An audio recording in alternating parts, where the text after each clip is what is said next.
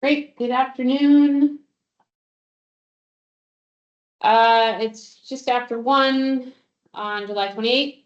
So we are starting our AIB, Ag Innovation Board meeting. As a reminder, this meeting is being recorded as public record, and that participation in a recorded meeting will be deemed as consent to be recorded, including statements, both written and oral. Public records, including this recording, can be requested at any time in accordance with the Vermont Public Records Act. So thank you all for joining us on a sunny July afternoon. And we are in a new place, but I think, so just let us know if you can't hear us or see sort of us. And we'll try and troubleshoot here, but I think it's working right now. So let's start as we don't have a lot of people yet, but let's start with introductions of members. So let's see, Ryan, why don't you start us off? Yep, Ryan Rebozo, Vermont Center for Eco Studies. Thanks, Ryan. Abby? Yeah, hi, Abby Pajak, DEC CAFO program. Thanks, Abby. Pam? Hi, I'm Pam Wadman. I'm with the Vermont Department of Health in the Environmental Health Program. Thanks for joining me. Roy? Hey, good afternoon. Roy Beckford, UVM Extension. Thanks, Roy. I think doing members, let's have Steve Joyner. Yeah, Steve Doynell, Agency of Agriculture, Food and Markets, and board member. Thank you. And myself, I'm Morgan Griffith. I'm also a board member from the Agency of Ag. So now I'm gonna just go around the room here of who else is here with me from the Agency of Ag. So Jill. Jill Goss, I'm Agricultural Input Specialist with the agency. Pam Breyer, agrochemical toxicologist with the agency also. Stephanie Smith, Deputy Director of Public Health and Agricultural Resource Management, the agency. Your job to say it all out. The rest of us just skipped over the title. Yeah, I did. Clark Parmalee with the agency. I'm a ag resource management specialist. Thanks. And then joining us on the call, I have Kim O'Brien.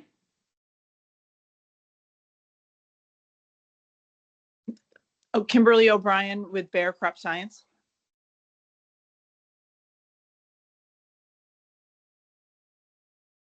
And Zach.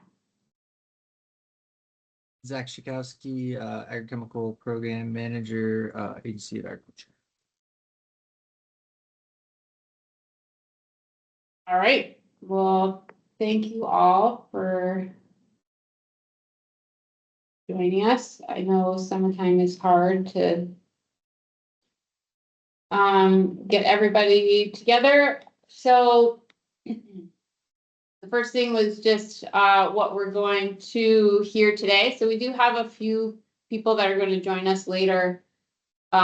We have Shane Henderson from Clean Farms is going to join us and talk about their program, about kind of their extended producer responsibility programs that they have, and then also kind of any ag plastic recycling programs they have. They are based out of Canada.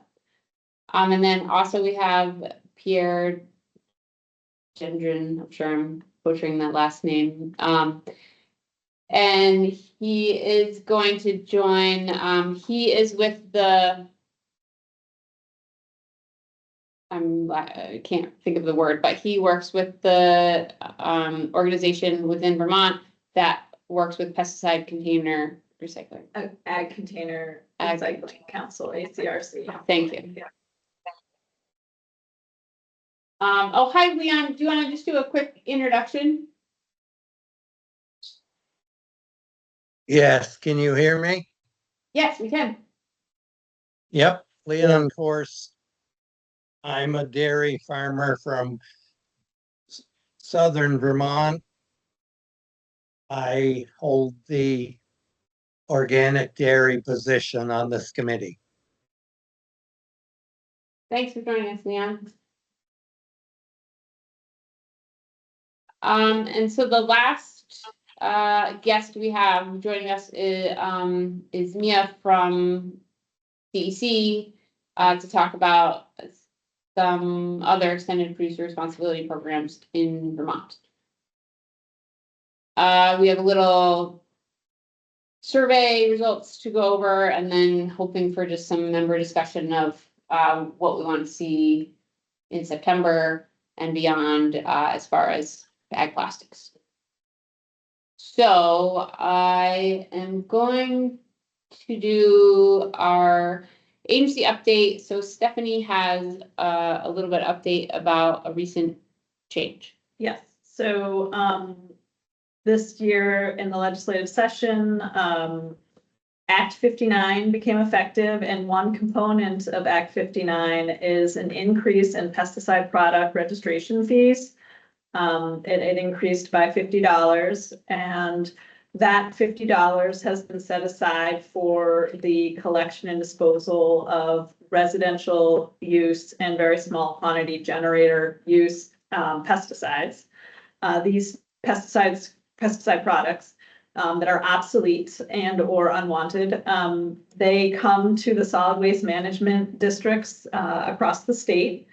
There are, I think, 9 fixed facilities and 14 solid waste districts that hold events throughout the year. They don't just collect pesticides, they also collect hazardous household waste. But so that $50 is going to be used to defray the cost of the collection and disposal of pesticides in a convenient location and in your area, and also convenient for the sole reason that that's where hazardous household waste goes as well. So you can do 2 kinds of disposals at once.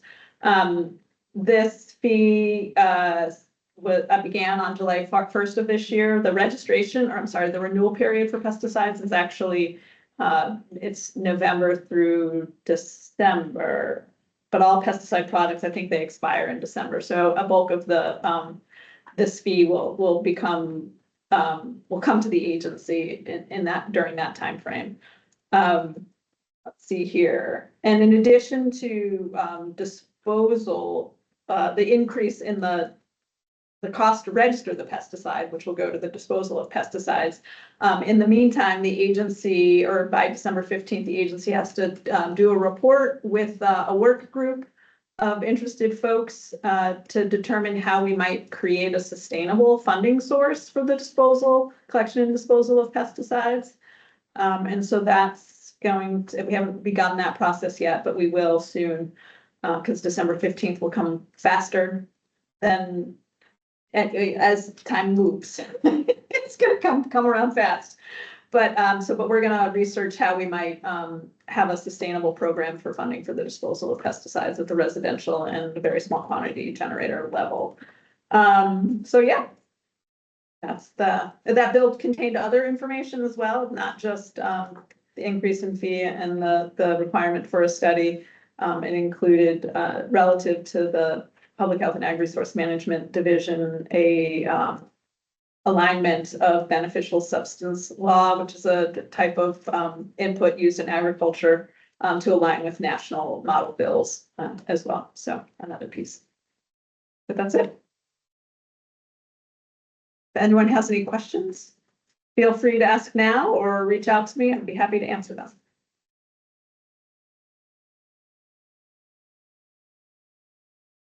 Stephanie.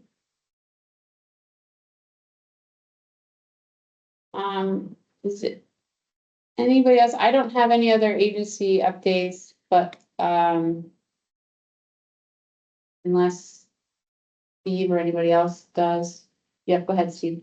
Yeah, I mean, I don't know if you were going to talk about it later, but the BMP rule hearings. Yep, that's next on our, yeah. Okay, all right. I'll defer. Thanks. All right, well, I'm gonna defer to Zach. So Zach, go ahead, give us an update on where we are with our Munich BMPs.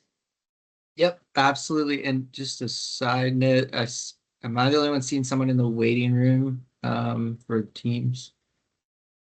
Yeah, I can't see, oh, sorry, thank you.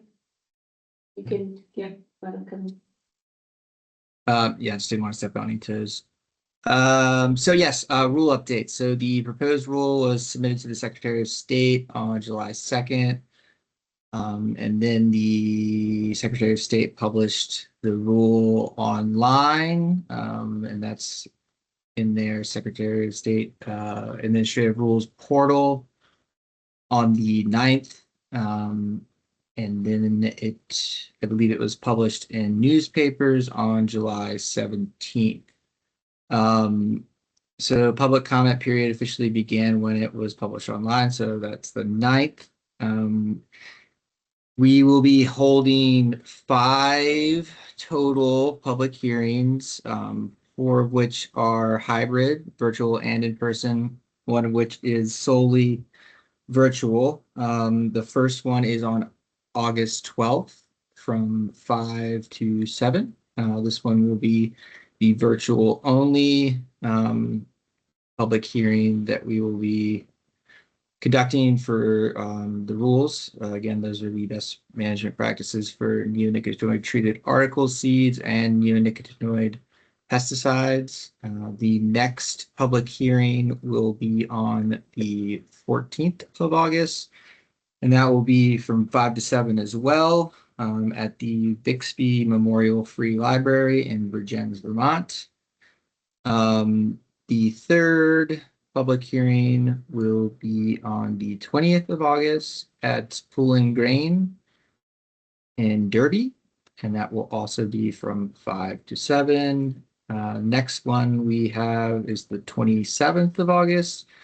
That one's going to be from 4:30 to 6:30 p.m., so not 5 to 7.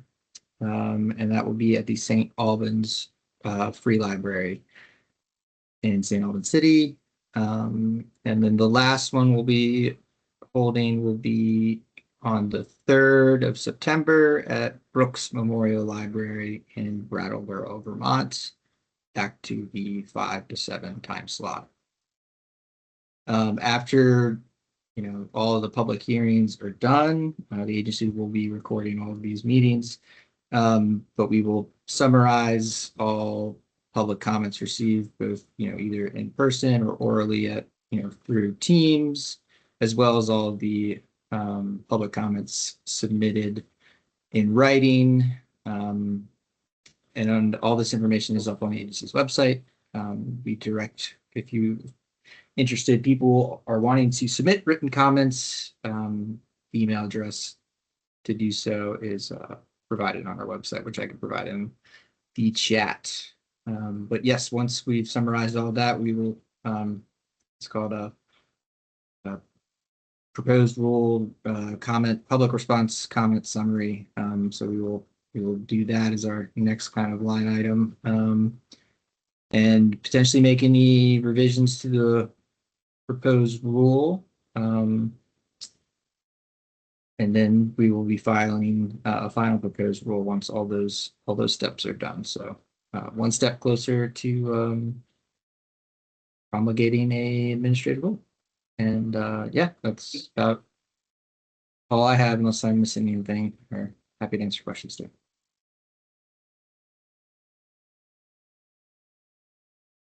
Thanks, Zach. I'll put the link to the website that has all of those, like the virtual joining information and all of that. I'll put it in the minutes, but I'll also put it in like our meeting materials for today's meeting on AIB too.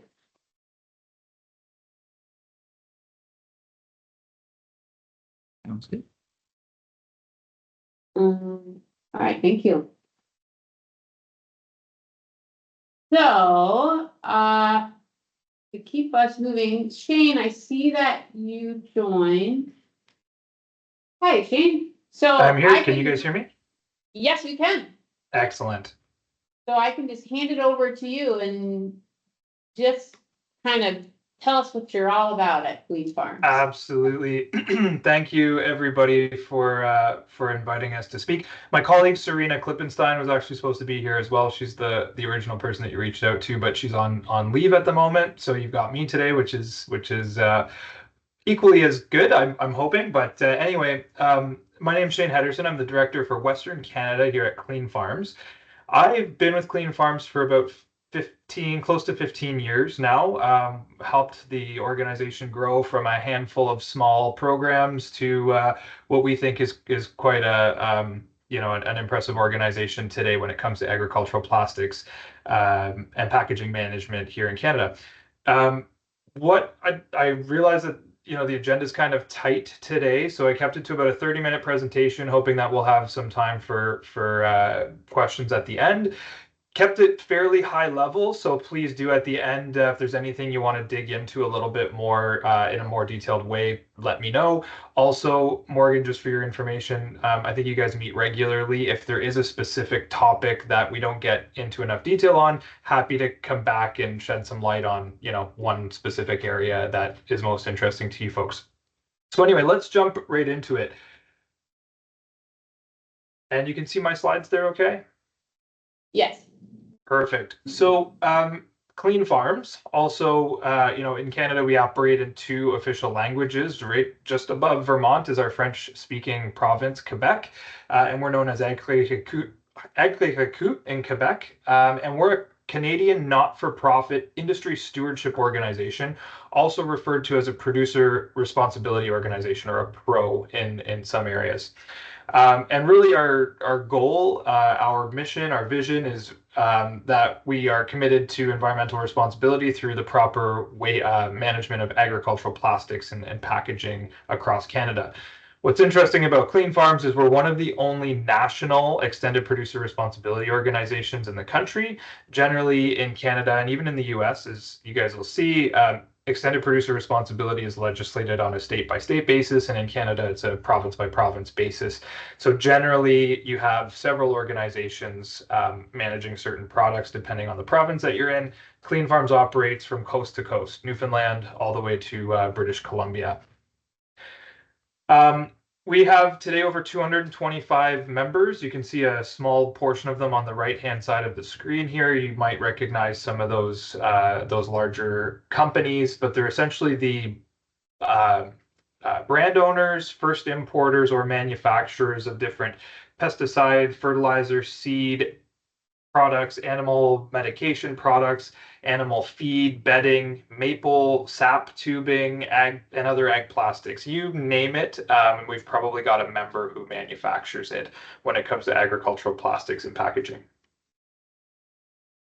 And really, at the end of the day, our scope extends to all reaches of agriculture, and our mission really is to aim for zero ag plastic waste and packaging to landfill.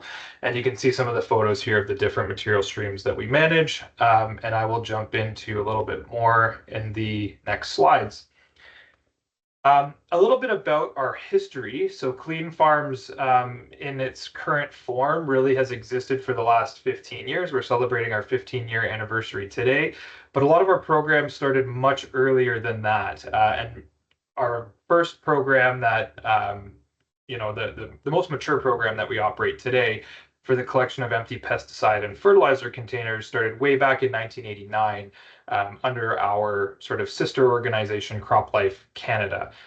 They're an advocacy organization for the pesticide and biotech industry, and they started these programs voluntarily way back in the 80s. You can see from then we've continued to expand our program offerings. 1998, we started the first collection program for obsolete or unwanted pesticides, old chemicals that are no longer needed. In 2006, we expanded to start collecting pesticide bags as well in Eastern Canada, largely the potato growing regions. They used a lot of granular fungicide products, so we started collecting and disposing of those bags starting in 2006. 2009 really marked a pivotal point for Clean Farms, where we started our first partnership with the Canadian Animal Health Institute. And the Canadian Animal Health Institute, also known as CAHI, is the trade organization for animal pharmaceuticals. We were offering our obsolete pesticide collection, and it was a great opportunity to also collect old vet meds for livestock and agriculture animals. So we started that in 2009 and have continued that partnership ever since. And right in around 2010 is when Clean Farms was formed. It was spun off of CropLife Canada as its own organization. We created the brand, launched the company, and continued to expand from there into other sort of areas of partnership. In 2013, we added the fertilizer industry to our programs. And in 2015, we started collecting larger format containers. We call them bulk containers. Those are your drums, up to 55-gallon drums, all the way up to the caged totes. For us, they're 1,000 liters. I'm not sure what the size is in gallons.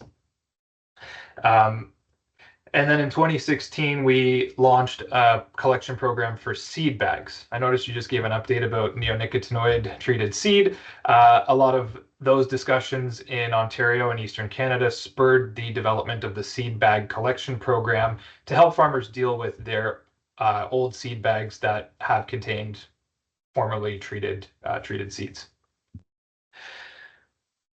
Up until 2016, all of the programs that you see and the partnerships that were formed were all done voluntarily. Up until right around this point, all of our programs, operated, funded voluntarily by the industry and operated voluntarily in all provinces. What really started in 2018 was the rollout of extended producer responsibility legislation, and it started really with in Saskatchewan with a product called a grain bag, also known as a silo bag. You don't use them much in the eastern part of the U.S. or in Canada, but they're used extensively out west for storage of harvested grain and oilseed. So we've run that program since 2018. And then as you can see, the preceding years after that, there have been several other EPR regulations specific to agriculture that have passed across Canada. And I'll talk about those in another slide or two. 2023 was probably the next largest implementation of agricultural EPR in the province of Quebec, where they legislated 7 different categories and I think over 15 or so different agricultural plastics that now need to be managed between the 2024 year through to 2029, I think is the implementation phase for all of those different plastics. So that's what's keeping us busy in Quebec. That covers everything that you can imagine: horticulture, grain and oilseed, greenhouses, any plastic used is covered under that regulation. And then 2025, we continue to expand, and this year is our 15th year operating as Clean Farms, which is exciting for us. Speaking of which, we consider ourselves to operate today 8 core programs, core being they're offered in a permanent EPR basis somewhere in the country. Some of them are offered everywhere. Some of them are offered in a specific region, depending on EPR legislation. So we've got our empty pesticide and fertilizer containers up to 23 liters in size. Our most common size would be a 10-liter container, similar to the US. That would be your 2.5-gallon jug. We currently have a recovery rate or a recycling rate. We use a 3-year rolling average because of variations in the agricultural years and how much product is used in a certain year depending on the weather. But our 3-year recovery rate, average recovery rate for our empty containers is 81% as of last year. Our drum and tote program that I referred to earlier, we have a recovery rate of about 62% on all of the drums and totes. Those are single-use drums and totes. There are another category that are refillable that go into the market. The product gets used, they get returned, and then refilled. Those are not the products we manage. We only manage the one-time use containers, single-use containers. The seed, pesticide, and inoculant bag collection. We collect both small 50-pound bags as well as the 1 metric ton tote bags, or FIBCs, flexible intermediate bulk containers. And last year, our recovery rate was 33% on those bags. This is a relatively new program. In Western Canada, it only started about 3 years ago, so it's still very much got a long way to go in terms of maturity. In Eastern Canada, where it's been running since 2016 or so, we did have a 44% collection rate in Eastern Canada. So as you can see, as the programs mature, the collection rates increase substantively. The grain bag collection, again, last year, this is largely in Saskatchewan only and in pilot phases in other provinces in Western Canada. But we had a 66% recovery rate last year of grain bags.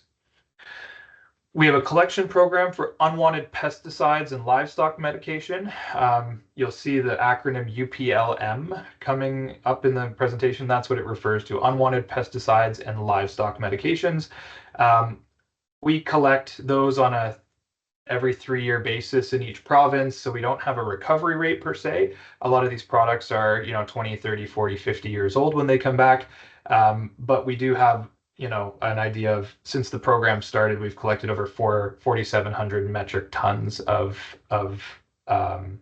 old pesticides and just over 77 tons of animal medications. We have agricultural twine, baler twine, generally polypropylene twine, and including some of the silage plastic. Sometimes they come in mixed, so it's hard to separate out the numbers. But to date, we've collected over almost 6,500 metric tons of that material. An interesting one that I will touch on a little bit later is maple sap tubing, which I know in Vermont, I think supplies 6% of the global production of maple syrup. So, something that you guys might be interested in. Brand new program that we've really started collecting significant volumes of plastic tubing. And then stretch wrap or bale wrap used in silage production, about 1,600 metric tons in Quebec. Again, a relatively new program that's still in development. Just to give you an idea of the overall size of the agricultural plastics waste segment in Canada, we estimate that there's about 62,000 metric tons of agricultural plastics generated as waste every year across Canada. Many different segments of that, and if you're interested to see more, this waste characterization study is available on our website. Anybody can go and view it. And today we estimate that we collect about 16% of the total 62,000 tons, about close to 10,000 tons per year under management today by Clean Farms. One of the reasons why we aren't collecting more isn't because we don't want to or we can't. It's because we rely on extended producer responsibility legislation in order to fund the collection programs. And right now, extended producer responsibility for ag plastics is somewhat in its infancy and still developing.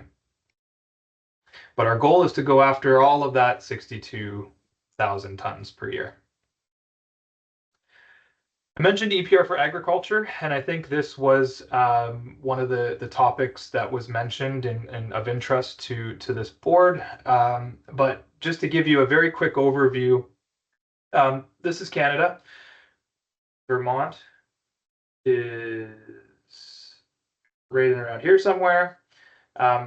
So we split the country east and west, and generally this dividing line between Ontario and Manitoba delineates Eastern Canada and Western Canada, the prairies and British Columbia is the west, Ontario, Quebec, and Atlantic Canada being the east.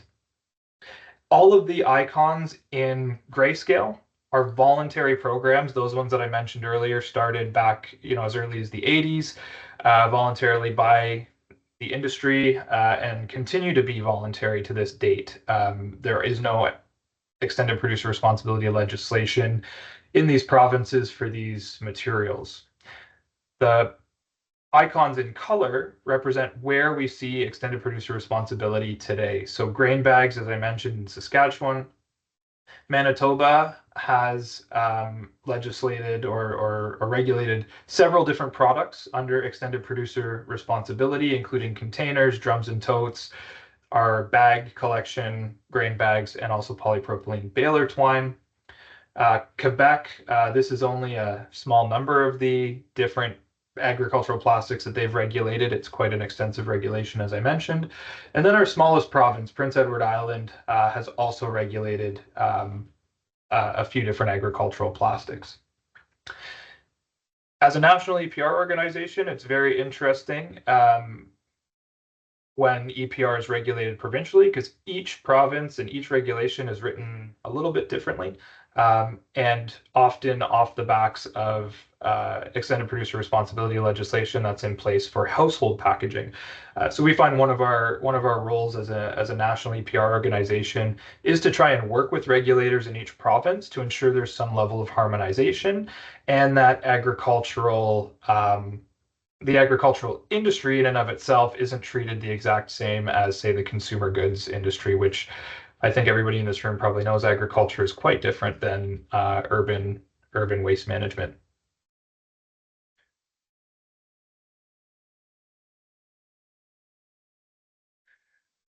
So how does it all work? We have about 2,300 different collection sites across the country for various materials. In essence, in the most simplest form, farmers use these products and generate this ag plastic waste on farm. There's over 190,000 farms across Canada. They then prepare the material once they are finished with it, depending on the type of material it is. We've got different instructions on how to prepare it. They drop it off at their local collection site. And our collection sites are made up of agricultural retailers who collect sort of the crop input materials, the containers, the bags, and the drums and totes, or municipalities. We also work with municipalities who collect sort of the larger, more bulky items like the bale wrap and twine, the silage plastic, the grain bags, and that sort of thing. We also collect directly from large farms, aerial applicators, golf courses, and different sort of niche areas related to the IVM sector, the integrated vegetation management, the northern hydroline spraying companies, the rail sprayers, that sort of thing. And then we, after the material's been collected or dropped off at the collection sites, we kick in. We have contractors in each region across the country who go out and they're responsible for picking up the material in a timely manner, processing it. That might be shredding and cleaning the material when it comes to the HDPE containers, or baling the material depending on its end market and where it's going. And then the material, once it's collected and processed, it's Clean Farm's responsibility to get it to a recycler all across. Our recyclers are all across North America, both in Canada and in the US.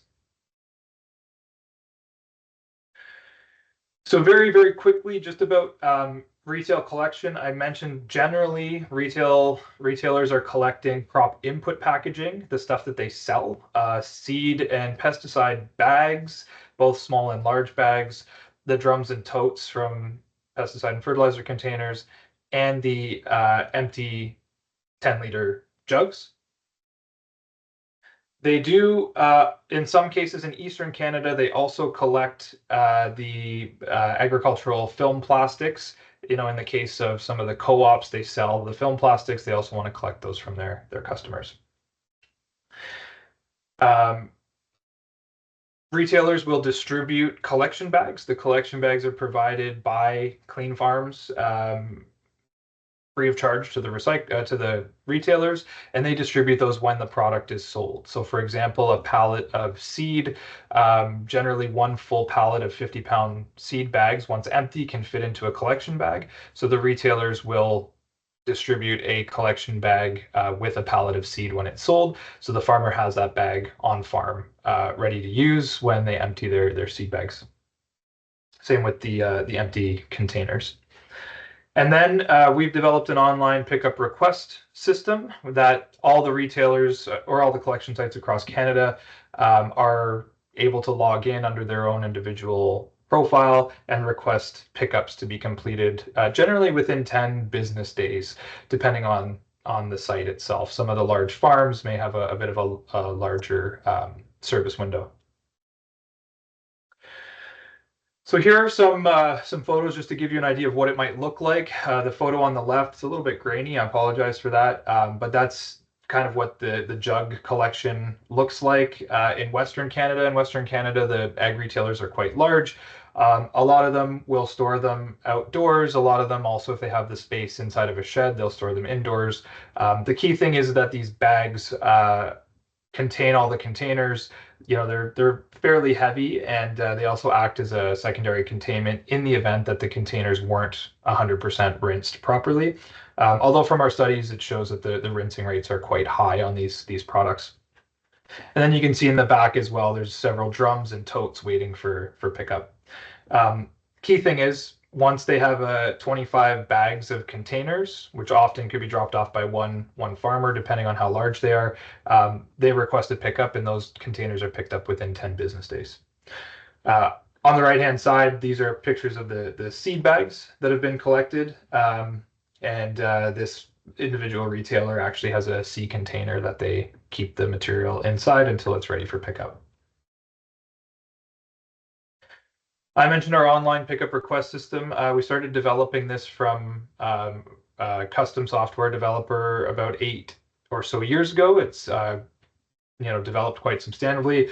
Could probably spend an hour just going through the various functionality of this with you, but I'll just kind of give you the overview. Each individual retailer has their own login information. They can log in, submit a new pickup request. Under the pickup request tab, they will see all the different material types that they're eligible to collect and that they're participating in. And then that request, once submitted, goes immediately to the contractor, who can then schedule in a pickup within the 10 business day service standard. We also have their ability to order communication material directly from Clean Farms, or they can go in and download it and print it in-house themselves, or they can request us to send them, rinsing brochures, different brochures that explain how to prepare the material properly and that sort of thing. They've also got several different reports available to them, including a sustainability report, which tells them kind of their progress over time and how much material they've collected and what that really means from a sustainability perspective.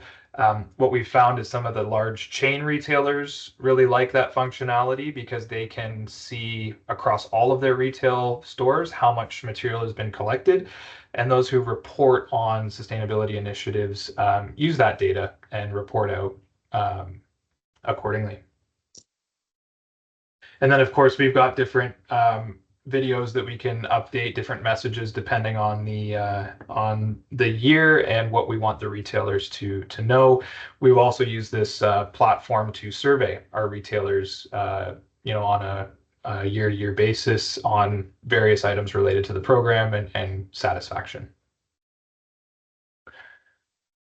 So, just in a nutshell, I guess to summarize the process in general, for pesticide and fertilizer containers, depending on the item, I mentioned that the farmer, the grower, prepares the material appropriately. So for small containers, they're to triple or pressure rinse all of their containers. They're supposed to remove the paper booklets that are often attached to the side or under the label and place them in a collection bag. For the drums and totes, they're to be completely drained and rinsed if possible. But if they aren't rinsed, then the caps and closures should all be in place so they're completely sealed. They must meet the definition of an empty container under the Canadian Transportation of Dangerous Goods regulation. So even if they're unrinsed, they must have less than, I think it's 3% of the volume of the container or whatever it might be. And then they drop them off, either the bags of jugs or the drums and totes at their retailer. Our contractor, I mentioned, then picks them up and processes them. So they'll shred them, they'll clean them, and then send them off to a recycler for remanufacturing. The HDPE plastic is made into largely made into agricultural drainage pipe. But there are other products as well. All of them are low human contact uses. That's one of the things we trace carefully to ensure all of the HDPE that could have pesticide molecules still present in the plastic are only made into approved end use products. We've got a whole rundown of all the other materials as well on our website. I will send this presentation to you. There's a link at the bottom here. It's interesting name, but it's our What Becomes What page on our website, and it will tell you all the different products that we collect and what happens to them at the end of their life. We also work with municipal collection sites, as I mentioned, mainly for the agricultural film and twine products, mainly because they're often very large, very bulky, and come in larger volumes. So, space is of a premium, and we can't often get to the collection site within 10 business days. So we look to municipalities to provide sort of larger spaces. These are generally picked up on a scheduled basis throughout the year. The largest volumes are returned, as you would imagine, in the spring after the winter feeding, and then in the fall as everybody cleans up and gets ready for the winter again. And as you can see, generally the collection sites are set up so that there are several different bunkers. This is a smaller site than we would normally see, but it shows you a pretty good view of sort of the signage that we provide and how they set up their bunkers to separate the materials as effectively as possible. One of the things that's been a huge challenge for Clean Farms is, the logistics. We're talking about collecting material in rural areas, often large, bulky but light materials that don't maximize the weight of a truck very easily. So as you can imagine, logistics can get quite expensive. And under EPR programs, the farmer pays an environmental handling fee for these products, and we help establish that environmental handling fee based on the cost of the program. So one of our goals is to to keep these programs operating as cost effectively as possible to ensure that environmental handling fee is as low as possible. And one of the things we've been doing the last few years that I thought you might find interesting is working with farmers to test out on-farm compactors. I'm not going to call them balers because they're not really the robust type of baler that you would see in a waste management facility, but really they're a compactor to help densify some of those big bulky materials so that they can be transported a little bit more efficiently over long distances.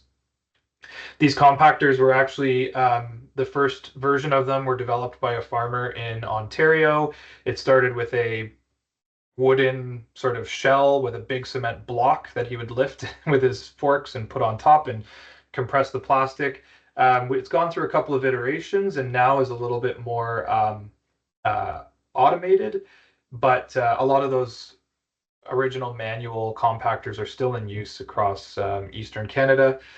These ones that you see here on the photo actually have a hydraulic pack that is attached to the back that can be run off of the PTO on a skid steer or tractor on farm. So it's actually a hydraulic compactor that can be moved around the yard. It doesn't require outside electricity. It's quite interesting of a concept, and it's been working quite well so far.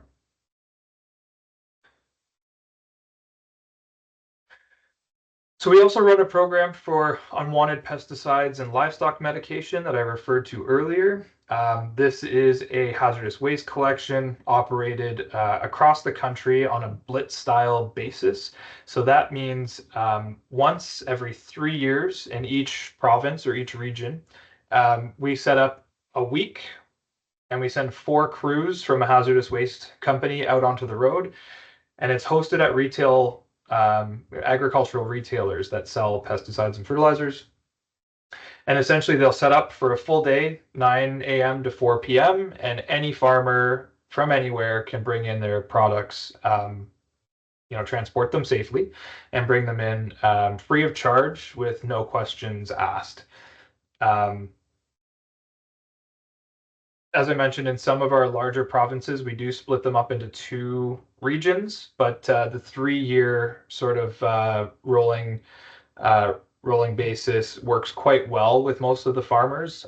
During our exit surveys, we found that over 50% of the farmers at every event are first-time users of the program, and their products are over 10 years old on average. So when you look at the fact that farmers aren't generating a lot of old and unwanted chemical every year, they generally buy what they need and they use what they buy. But there is a desperate need for this type of event, which I'll show you in the next slide, to collect a lot of those products that maybe were forgotten about in the old chem shed, and grandpa passed away and now the farm's been passed on to someone who maybe isn't actively farming, but ends up with old chemicals that they need to get rid of. Here's some of the products that we still collect every year to this day. What's in and what's out. Basically any old, obsolete, or otherwise unwanted pesticides, as long as it's got a pest control product number, a PCP number on the label, which is our regulatory body. I think for you guys it's can't recall the US regulator for pesticides, but there's an identification. Yes, okay, the EPA does it. The identification number is really the key for us. As long as that's on there, then we'll accept it. And then for animal health medications, anything with a drug identification number labeled as for commercial or agricultural use. We don't collect fertilizer.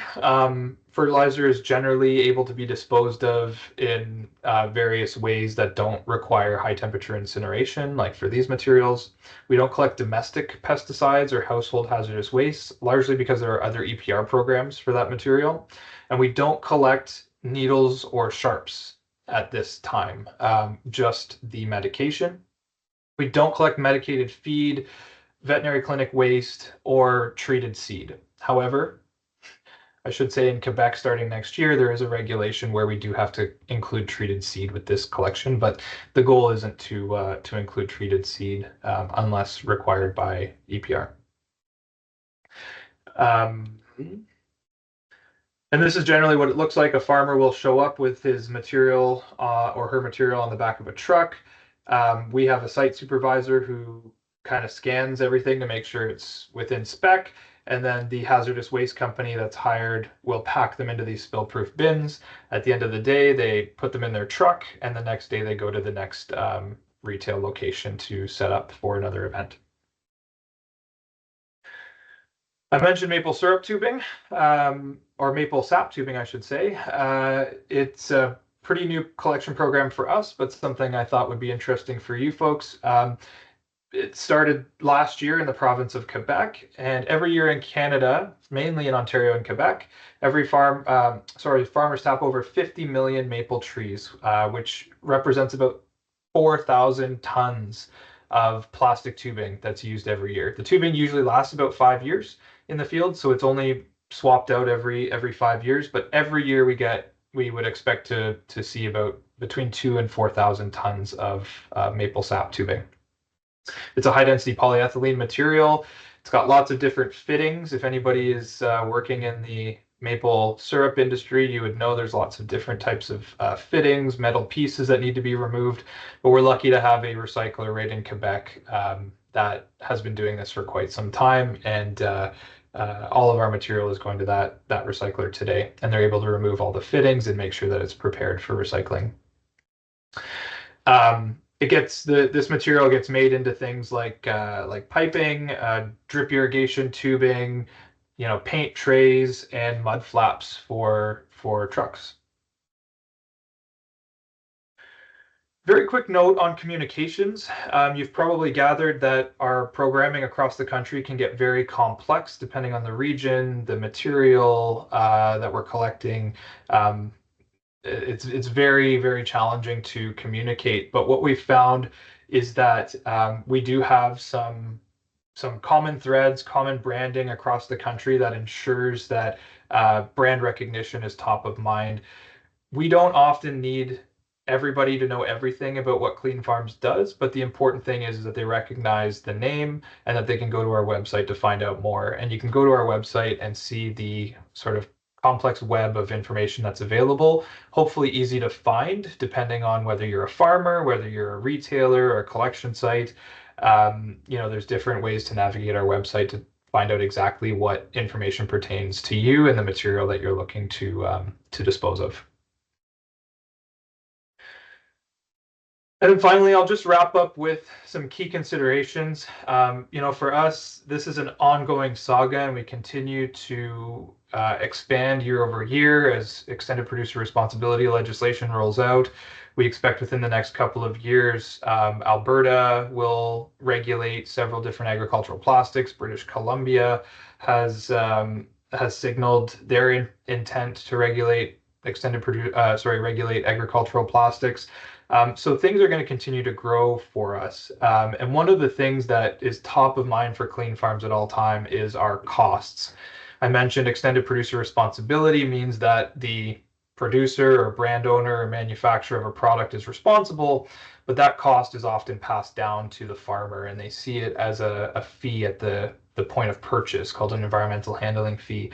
That environmental handling fee, a lot of people think it's a tax that just goes to government, but it's not. It's actually collected by organizations like Clean Farms that have to fund the operation of these programs. So our goal is to keep our costs as low as possible to make sure that that environmental handling fee or the cost to the farmer is as low as possible. On that same note, what we do know is that if you build a convenient and accessible program that is cost effective, farmers will participate and they want to do the right thing. And we can prove that through our empty container program that's been operating since 1989, that we now have over an 80% collection rate, completely voluntary. There's no regulation on farmers.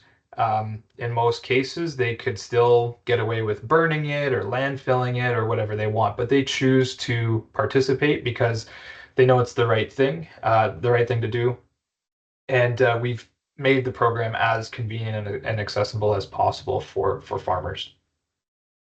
And finally, one thing, as I talked about extended producer responsibility and how it's legislated on a province by province basis, our goal as a national EPR organization, and maybe for you folks who may be interacting with regulators on EPR in the future, is just to ensure that agriculture has a seat at the table and that it's not lumped in with all of the other regulations on consumer goods that you would find in urban areas, closely packed together, relatively cost effective to collect and recycle.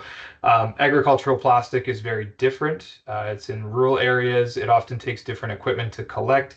It often takes different recyclers to recycle it as well. It's not always easy finding end market. So it's very, very important for us to work with regulators to help them understand those challenges and ensure that regulations are written in a way that considers agriculture as its own separate sort of industry.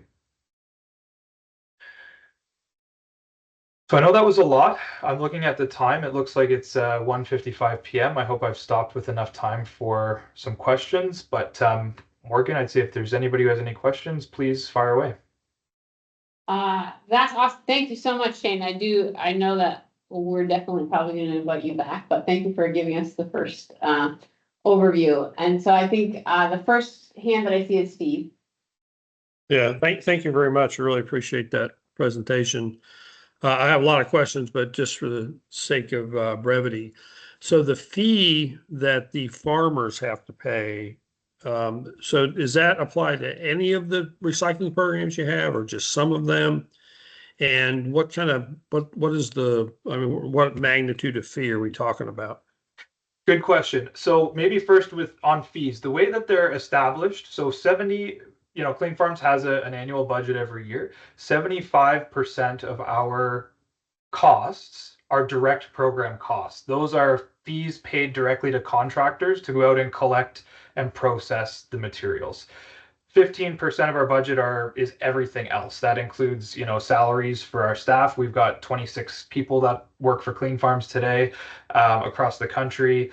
Legal expenses, communications expenses, all of that. So that gives you an idea of, how much of the program is actually dedicated to actually collecting this stuff. It's a substantial amount.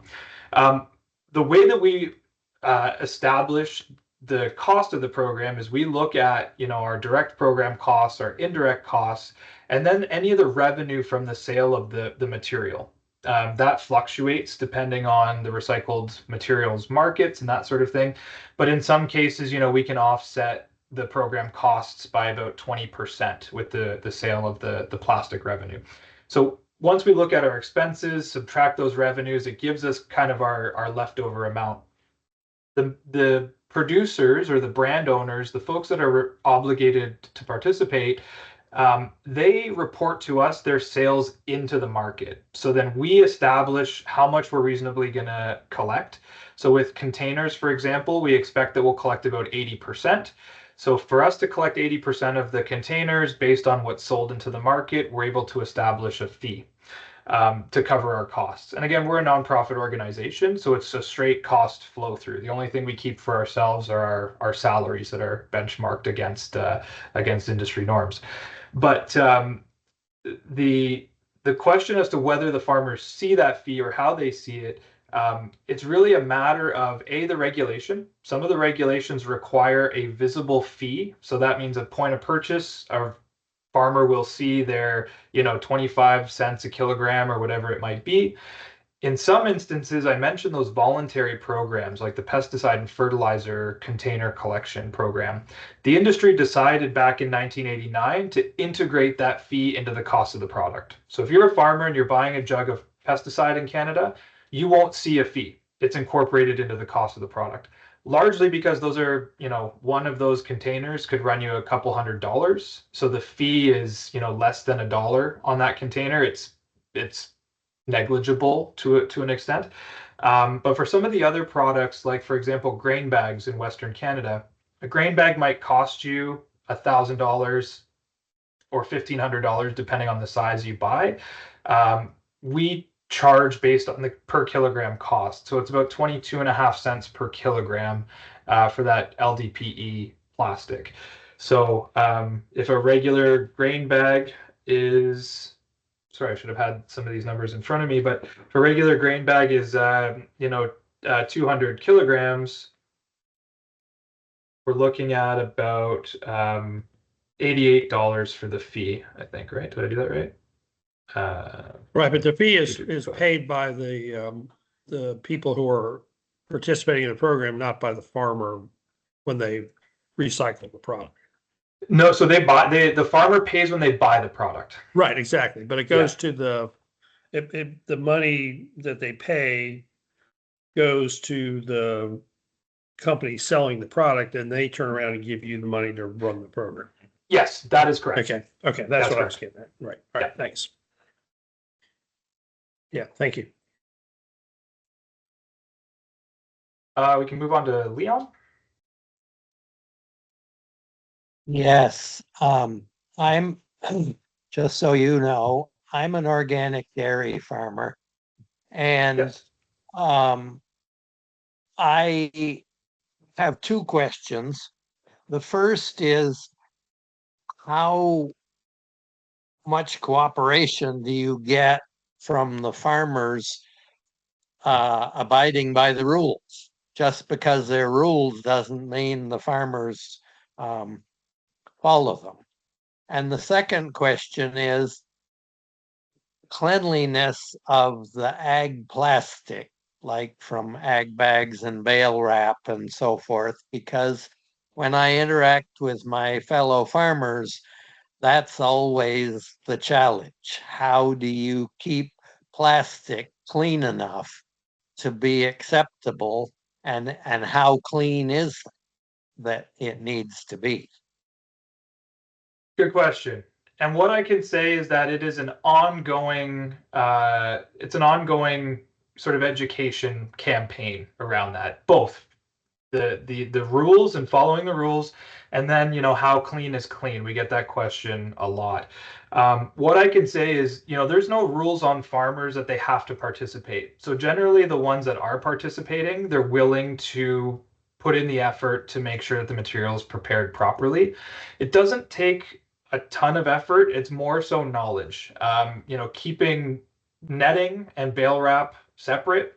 It might take a couple of extra seconds when you're unwrapping the bales to separate those, but the folks who are returning their material are willing to do that. So it's not. I find that it's not necessarily a matter of whether they're willing to or not. Those who don't want to play by the rules, they'll just continue landfilling or burning their plastic. That's what they've always done, and they'll just continue doing that. And it's something that changes over time. The more time, the more knowledge people have, the better it becomes, and it's an ongoing sort of challenge. In terms of how clean is clean, now agriculture is not clean by the nature of it. Leon, you would know. There's a lot of mud and dirt and rocks involved, and sometimes other things in the dairy industry that sully the plastic. Again, what we try to say is keep the material as clean as possible. Something like bale wrap, you could have a little bit of hay, a little bit of dirt, not the end of the world. These recyclers have facilities to do that. The key challenges are rocks. You can't put a rock through a plastic shredder because it'll absolutely ruin the equipment, and that's when we run into issues. But in terms of a little bit of organic, material, dirt, that sort of thing, that'll get washed off in the process. What we really try to encourage people to do is say, look, if your bales are sitting on the ground, put them somewhere in a high spot where it's not going to pool water and it's not going to be muddy. If you're unwrapping your bales and the bottom, quarter of the material is sitting in the mud and dirty and you're rolling over it with a skid steer, just put that part in the landfill, collect the rest of it. If you're collecting 75% of your plastic and diverting it, that's much better than 0%. It doesn't always have to be 100%. And if it's just too dirty, we say just to leave it out and recycle the stuff that is clean enough. I'd say that there's not a huge challenge when it comes to the cleanliness. It's more so where the material is stored once it's off the bale. That's the challenge. So if you put it in a ball and it's in a mud puddle and then you try to return it, it becomes a bit of a challenge. But if you can take it off the bale, put it directly in a collection bag and put that collection bag somewhere where it's not going to get really muddy and dirty until you can drop it off at the collection site, it's not super difficult to keep it clean enough. It doesn't have to be pristine. Hopefully that answers your question. You. Yes, that was good. Thank you.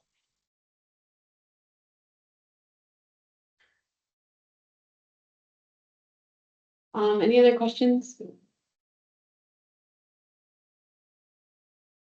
I have a question for members, and you can tell me if you can't think about it right now, but things that you heard Shane talk about that you want to know a little bit more about, that you want to have him kind of come back and do more detailed presentation, just let me know, and I can coordinate that with Shane. I know that, we're also, entering the world of regulated, treated seeds in Vermont. And I know that, so that, best management practice rule deals with a little bit of your best management practices for disposing of the seed bags.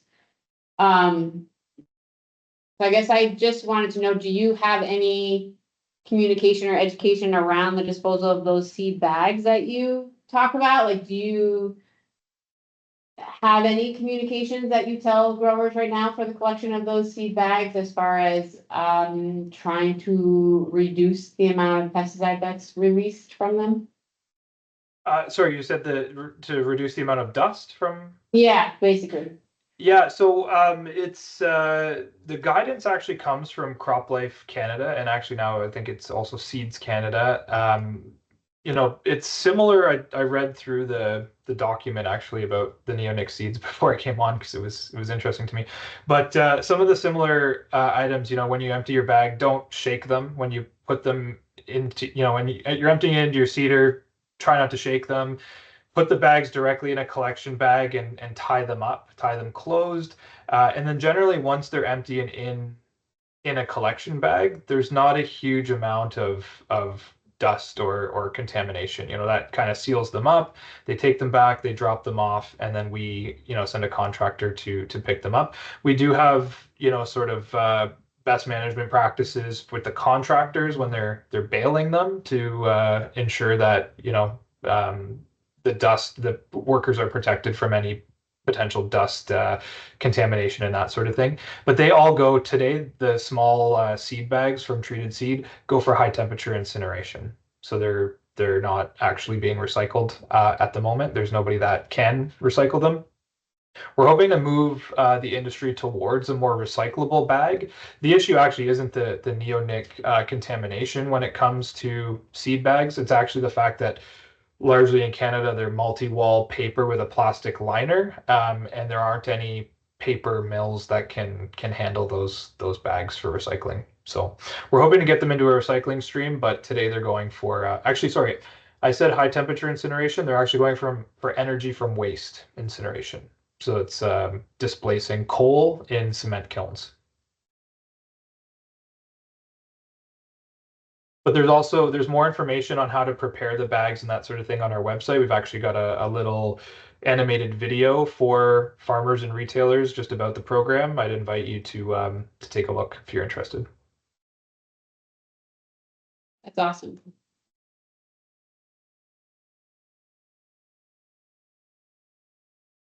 Sorry, I'm also taking notes.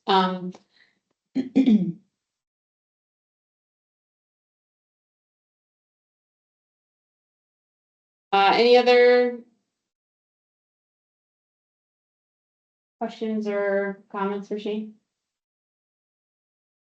I have a question. Oh, go ahead, Clark. This is Clark Parmley speaking. The compactor that's pictured that you said farmers are using on their farms to compress ag plastic, are those available to farmers outside of Canada? Or are they still making them? Are they commercially available? I guess is a question. I wouldn't say they're commercially available. We've kind of put them together with the help of actually the plastic lumber that's used there is made from recycled agricultural plastics as well. So we worked with one of our recyclers who makes plastic lumber to kind of put this thing together. We actually have plans available, I believe, for free on our website. Or if you're interested, I can put you in touch with the gentleman that produces them. But I wouldn't say that they're, you know, commercially available. They're kind of a harebrained scheme that we came up with internally and turned it into a solution that seems to be working so far. Thank you.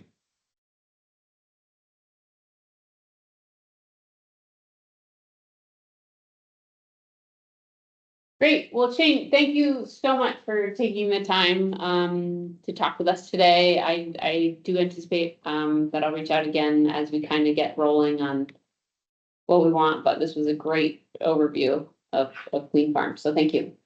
Perfect. Thanks. Take care, everybody. Thanks, Shane. Thank you.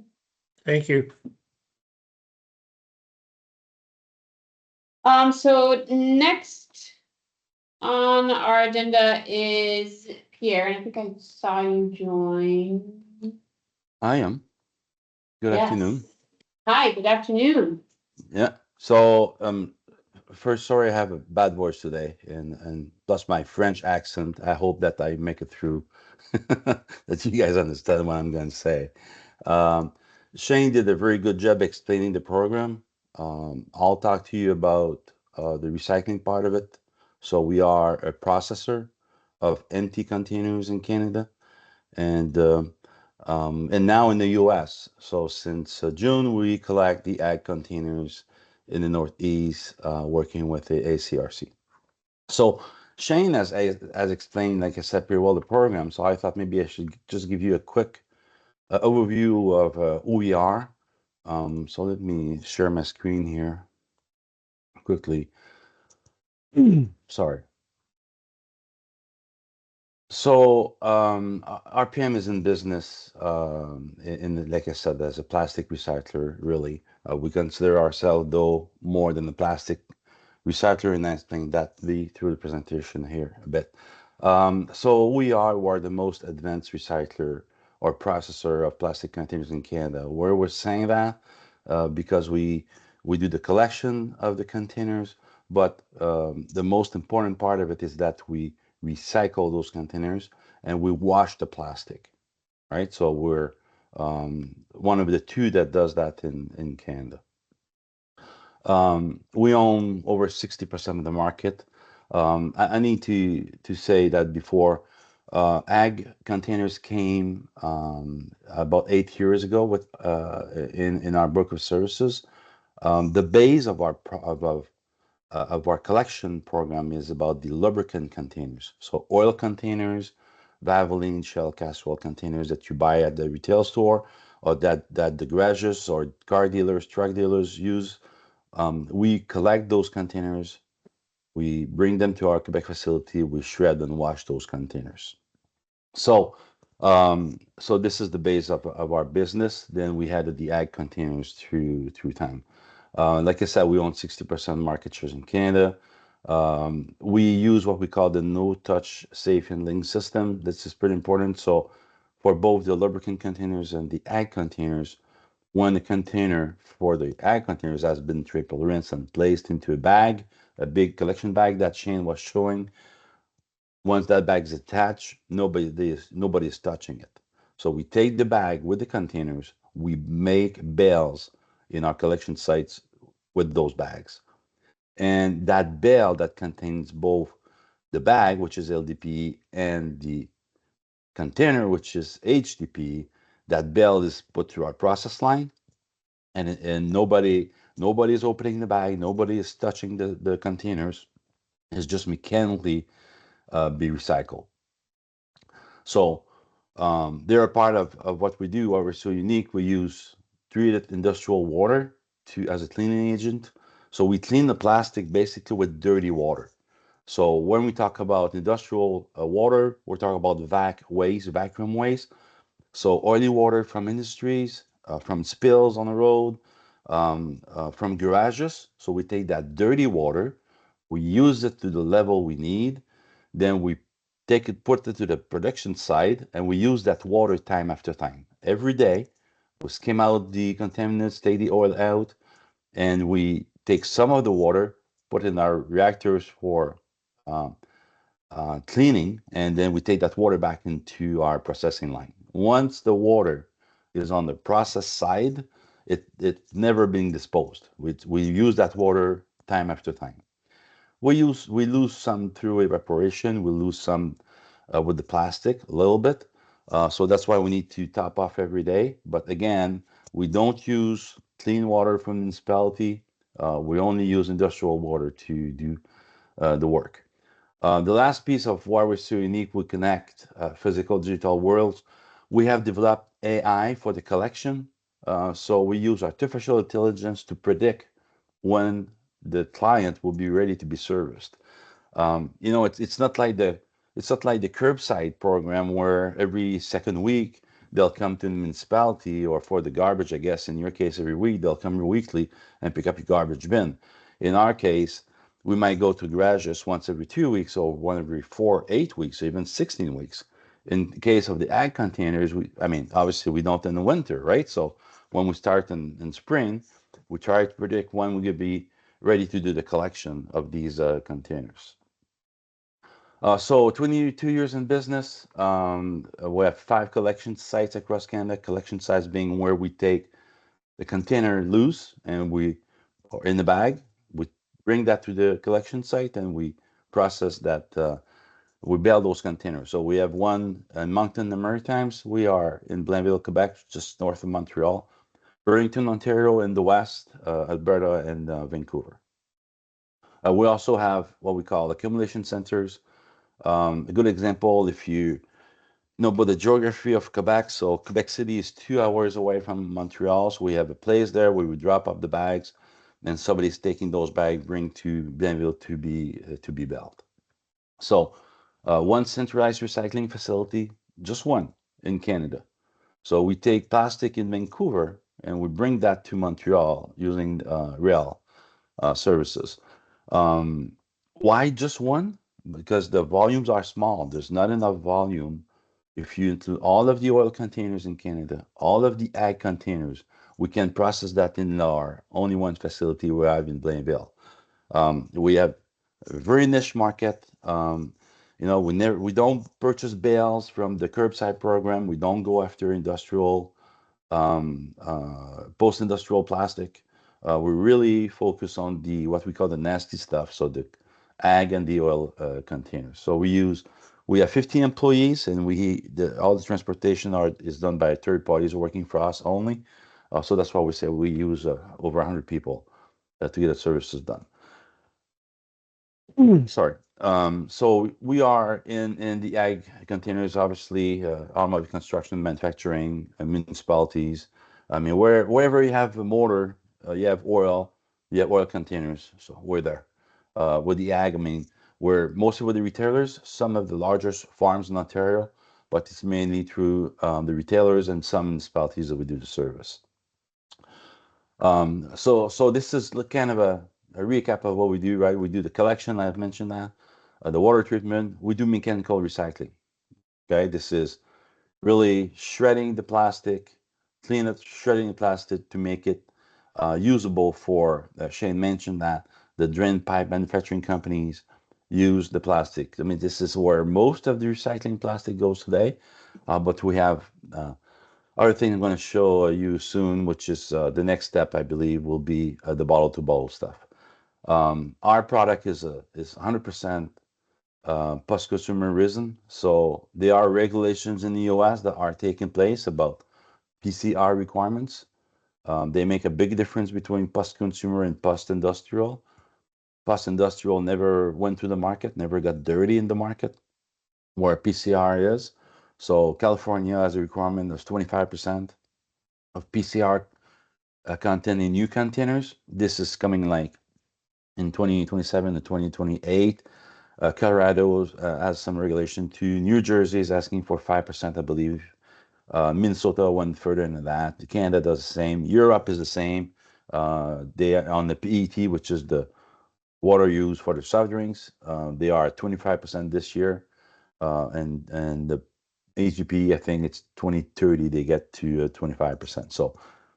So the regulators will force the reuse of the PCR into new containers, and this is just starting, I guess, and it will just be rolled out everywhere, pretty sure.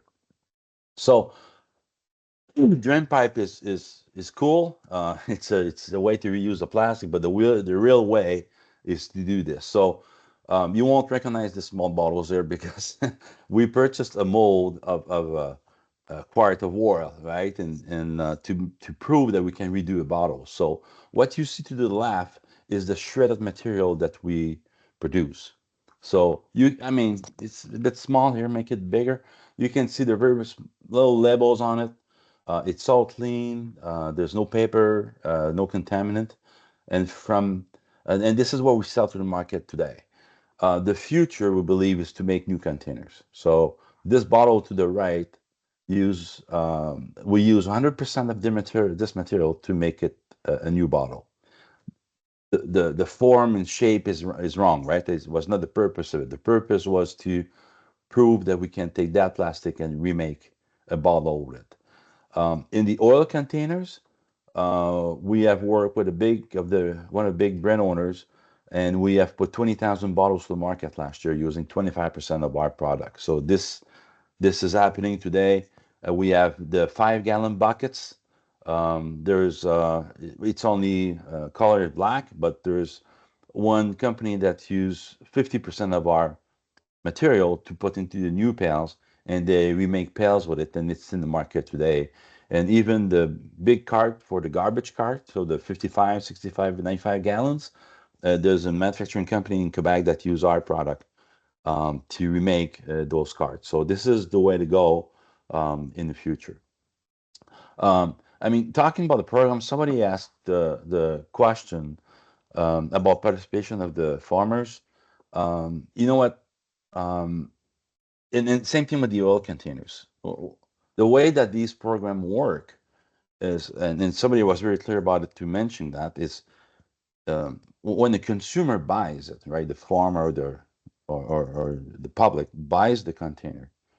There's money that goes to the producer. The producer send money to the pro. So in the case you saw earlier was Clean Farm. Same thing is happening in the U.S. with the oil containers in California, Colorado, and other places. So the money goes to that pro, and the pro hire processor to for the mechanical recycling of the plastic. Why aren't people participating into this program? I mean, one of the big reasons, and the way that we've been successful explaining that to those people, is once you bought the container, you already paid for the service of the collection. So, I mean, don't put that in your garbage bin, right? I mean, on the trash, you already paid for your service. So just use it. And that's why the collection rate in Quebec is so high. You know, 95% of the oil containers being collected. We're by the same level with the ag containers, and it's like this on pretty much every province. So I wanted to mention that there's a what's in it for me for the people that have purchased the containers. So I went pretty fast, I know, and straight to the point. That's the way I like to do things. Just to recap, you know, we are the main recycler, like I said, in Canada, mechanical recycling. That's important to mention. These programs work very well. Participation is good. We deliver a product of quality. And like I said, using dirty water. So I feel like this is what's making the difference. We're coming into the US. I memean, we started with ACRC, the Northeast. We're looking at other states. We're going to be coming soon with the oil containers for Colorado and Oregon started this year. And even more than that, we're looking in Europe today because oil containers are not part of any program as we speak, and they are looking for solutions over there to process the oil containers, and we feel like we have the solution.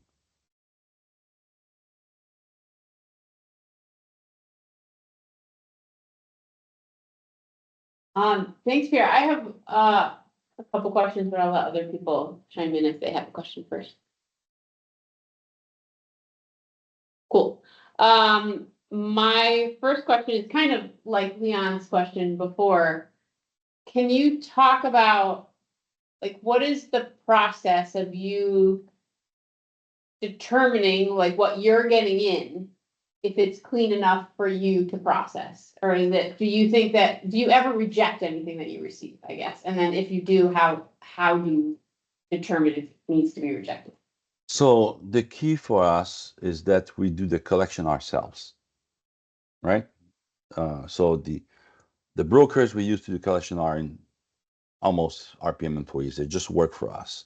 So we train them on how to do things. So let's talk about the ag containers. They need to be triple rinse, the small ones, placed into the bag, and we collect that bag. When you take that bag in your hands, right?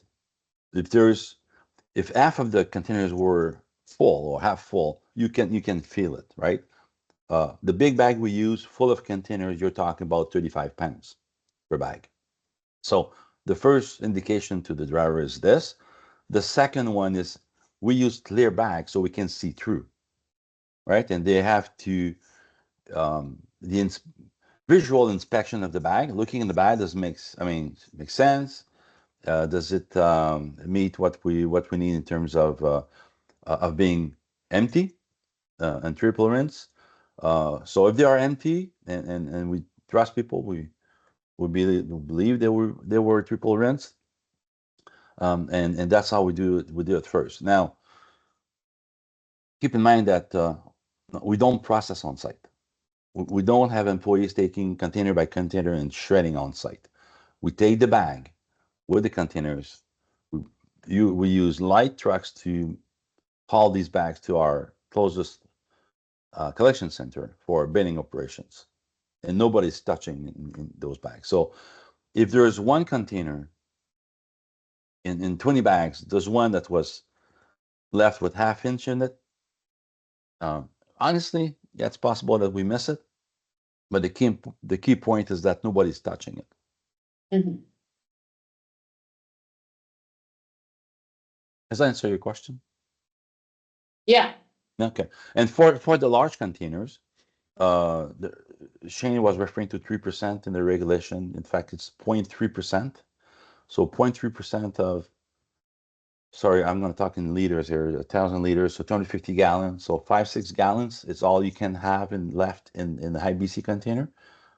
You can see it when you look at the side of the container if there's too much liquid. If there's too much liquid into it, we just leave it on site. We don't take it.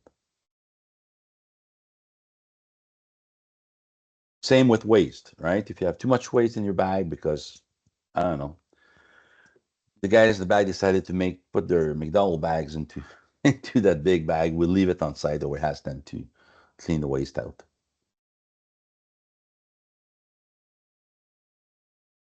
I mean, but one of the key factor in a program like this, you got to make it easy for people, right? It has to be easy for them. It has to be convenient, and we feel like asking them to take the triple rinse container, place it in bag, we'll take care of it. We feel like that's the way to go.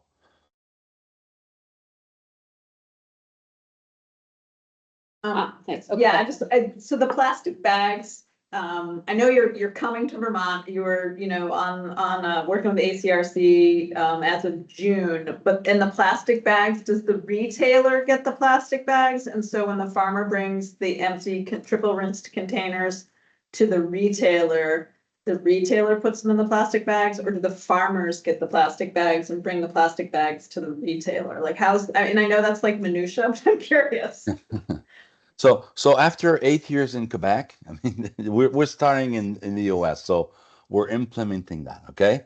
Yeah. But the way to do it is that we leave beginning of the season, we'll deliver bags to the retailers that give those bags to the farmers when they come and purchase their products. Okay. Okay. Thank you. For the seed bags and the big bags, they attach those together. The seed bags are put into one of those plastic bags, but the bigger bag, the 1 cubic meter bag, are attached together. We take them as is.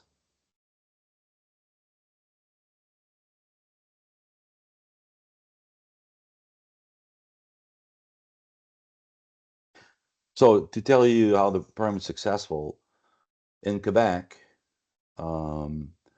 we do the collection for the empty containers, the small containers, and we do the seed bags and the big bags.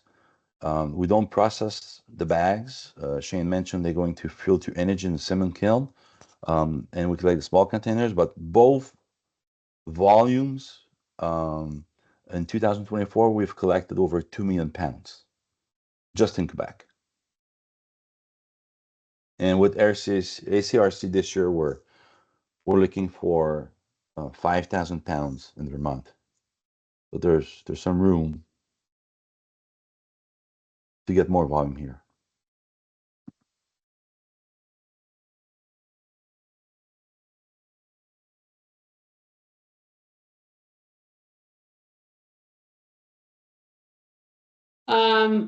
My other question was, do you always have, I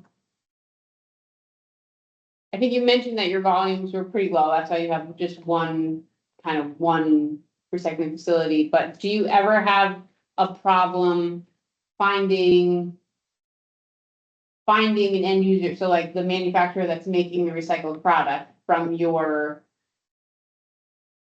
end product, right? So do you ever have a problem selling that, I guess? No. So all of the plastic we collect is sold in the local market. So we don't ship overseas, never. Why we have no issue to sell a plastic? When you talk about curbside recycling material, it's a mix of all kind of plastics, right? All together. The quality, there's a lot of waste. The quality is not that good. There's an important factor into plastic is the melt index. The melt index is not the same with bottles than with pails.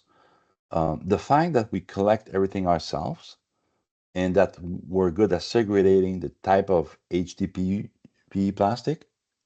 HDPE #2 plastic, you can see that under the container, but the small bottles are blow molding and the pails are injection, two different way of making containers. So since we collect ourselves, we're good at baling separately, processing it separately. When comes the time to sell our product to the market, first, it's clean because we washed it. And second, the melt index is pretty stable. So our customer use our product as the main ingredient of their recipe, and they had other plastic to make those drain pipes. Do you think that there's market, like if you grew, right, and then you had more, is there still market to keep selling it? Yes, yes. But I did talk about the PCR content into the new containers. Yeah. That will be the game changer everywhere in the recycling world. Because regulators will force the demand of recycling plastic because you cannot sell it to the market in the coming years if you don't have that PCR content into your new containers. Just to give you an idea, the PET. So PET is the plastic, like I said, for the drinks. In Europe, there was light demand, price was not too good. They implemented the regulation January 1st this year. The price of PET to the recycler went up 60%. Because now you're forced by the regulation to have to find that plastic and encourage a recycling market and reuse it.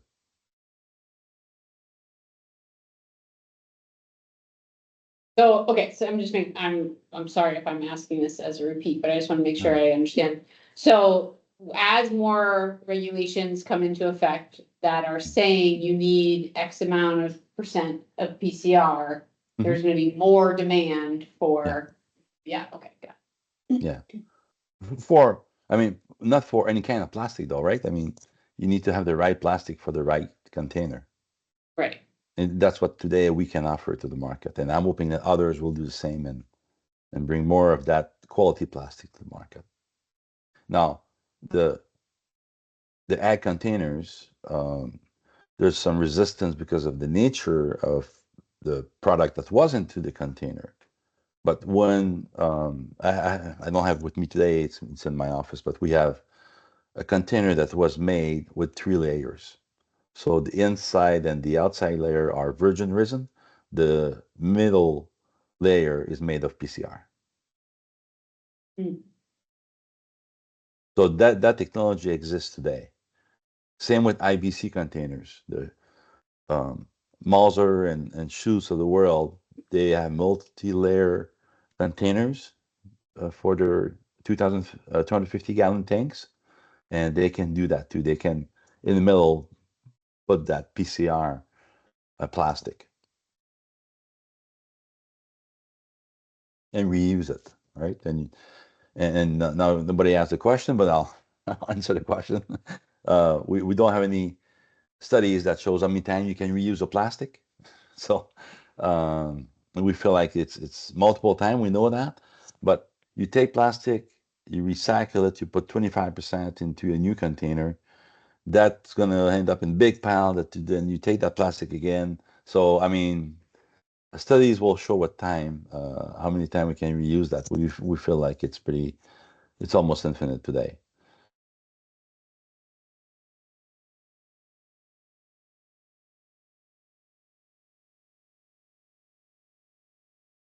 Now, was that clear that there's no question? Well, thank you. I had a lot. Anybody That's else all right. have any more?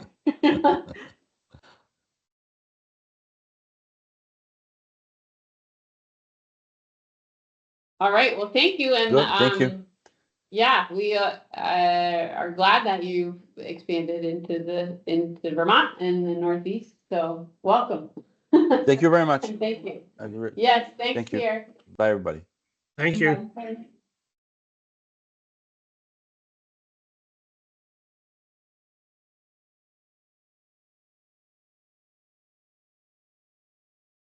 Okay, sorry, I'm just getting my notes that, so Mia, I see that you have joined us. Thank you. Hi, everyone. Hi. So I think I can just kind of hand it over to you. So thank you. Right. And go ahead. Great.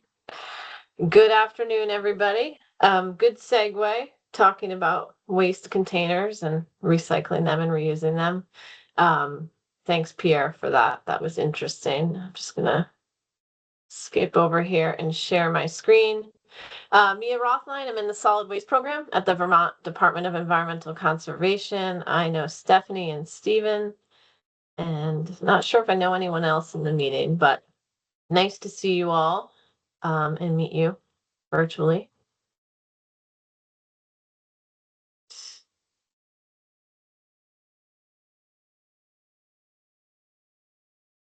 Now, how do I want to do my, apologies.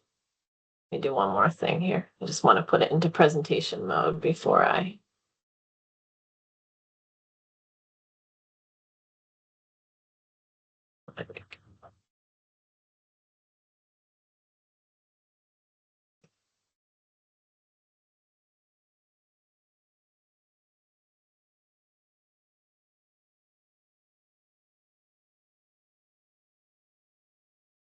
Well, it won't let me do it that way, so I'll do it this way. Thanks for your patience. Sorry about that. Oh, no worries. Can you see the slides okay? Right now we just see them not in presentation mode. Yeah, that's what I'm trying to get But it it into won't let you do presentation. Okay. Well, I let's mean, see. Let me try one more time here. Slideshow. it will let you click that first. Now it is. Yeah, got it. Yay. Okay. Thank you all. I was going to talk to you all about special extended producer responsibility programs, which we also affectionately refer to sometimes as special recycling. In Vermont, we have a few of those, and I'll talk to you a bit about them. Brief history of solid waste in Vermont. 1987, Act 78 was passed. And this was when we said, okay, we're not going to have a landfill in every town anymore. And we're going to look at lined landfills, also known as sanitary, get things more organized. We had some landfill bans go into place. We started diverting household hazardous waste and business hazardous waste from our waste stream. And these were that was the main act that really pushed things forward in solid waste. And at that time, solid waste management entities, municipalities were formed. And they were kind of formed based on the outline of the regional planning commissions at first. But as you can see from this colorful map here, we're about local control in Vermont, and folks decided to work with certain towns and not work with others or do things on their own. And this is what we've ended up with as of now in the solid waste world in Vermont, how the municipalities are broken out. And so some of them work together under a solid waste district or solid waste alliance to meet the requirements of the solid waste plan that we have in place and all of our related solid waste statutes and regulations. And here today, the focus is, talking about landfill ban materials and household hazardous waste, which municipalities are required to provide collection for. They need to either operate a facility or offer a minimum of 2 events per year of household hazardous waste collection. And they do that and they meet those requirements. And we have 8 permanent facilities in Vermont and that are regional district operated, and then the rest of the areas offer 2 collection events. And that's in addition to a year-round collection for certain landfill ban materials, like propane tanks or scrap metal or various things like that. Generally, product stewardship is the producers of the products. I think, Pierre was talking about this before in terms of the packaging of the products, taking responsibility for that product throughout its entire life cycle. So looking at ways to have less packaging, to make a product less toxic, to make sure the product gets used up. And then if there is any leftover at the end of its useful life, managing it properly and providing for that collection. Here in Vermont, we have extended producer responsibility laws. We have 5 of those. I'll go into those in a little bit in the next few slides. And extended producer responsibility is a type of product stewardship. It's mandated by law. There could be voluntary product stewardship where an industry says, we're going to do this, even though we're not required by law, because we feel it's, the responsible thing to do. But then there's also mandated extended producer responsibility. Just some photos thinking about when you go to the store and you buy a product, and on the back it says, disposal. Contact your local authorities for proper disposal information. So here in Vermont, that would be your solid waste management entities. Or often, folks may be contacting Stephanie at Agency of Ag if it's a farmer, asking what to do with their pesticides. Here's our 5 main extended producer responsibility programs right now in Vermont for electronics, mercury-containing thermostats, mercury-containing lamps, paint, and batteries. I'll go into a few of these in a little bit more detail, and then, I'm happy to answer any questions. But basically, the gist of it, these products, if the manufacturers want to sell into Vermont, they have to help provide a end-of-life collection program for these materials at the end of their useful life. And these materials, as you've probably noticed, most of them have some toxic components, right? Mercury, we don't want to just trash that. Electronics have some toxic components. They also have some useful metals, same thing with batteries. Paint can be recycled, right? It can be recycled into new paint. So much better than just letting your latex paint dry out if you don't want it anymore, or if it, if it got water in it and you can't use it anymore, things like that. There's ways to actually recycle it. So these manufacturers are responsible for providing the collection. Most of them do that through partnering with our solid waste management entities. And then in the case of batteries and paint and mercury lamps and mercury thermostats, they also work with the retailers to provide collection. So you may or may not know. If you don't know, I'll teach you now that, you can go to Abishan and recycle your batteries or recycle any old mercury containing fluorescent tubes that you've had sitting in your basement, because they are participating in that program too, and that's funded by the manufacturers. For some of our, for batteries, we have over 180 collection sites in Vermont, so really strong convenience. Paint, majority, I think almost every transfer station at this point is participating. Of course, all of the household hazardous waste facilities and household hazardous waste events participate. Strong collection programs for all of these materials. The goal is, and again, I remember Pierre saying this a little bit ago, is to provide convenience. It's got to be really easy for the consumer, for them to do this, and it has to be at no cost to the consumer to be able to just recycle this stuff for free. Just a slide with words mentioning our different types of programs.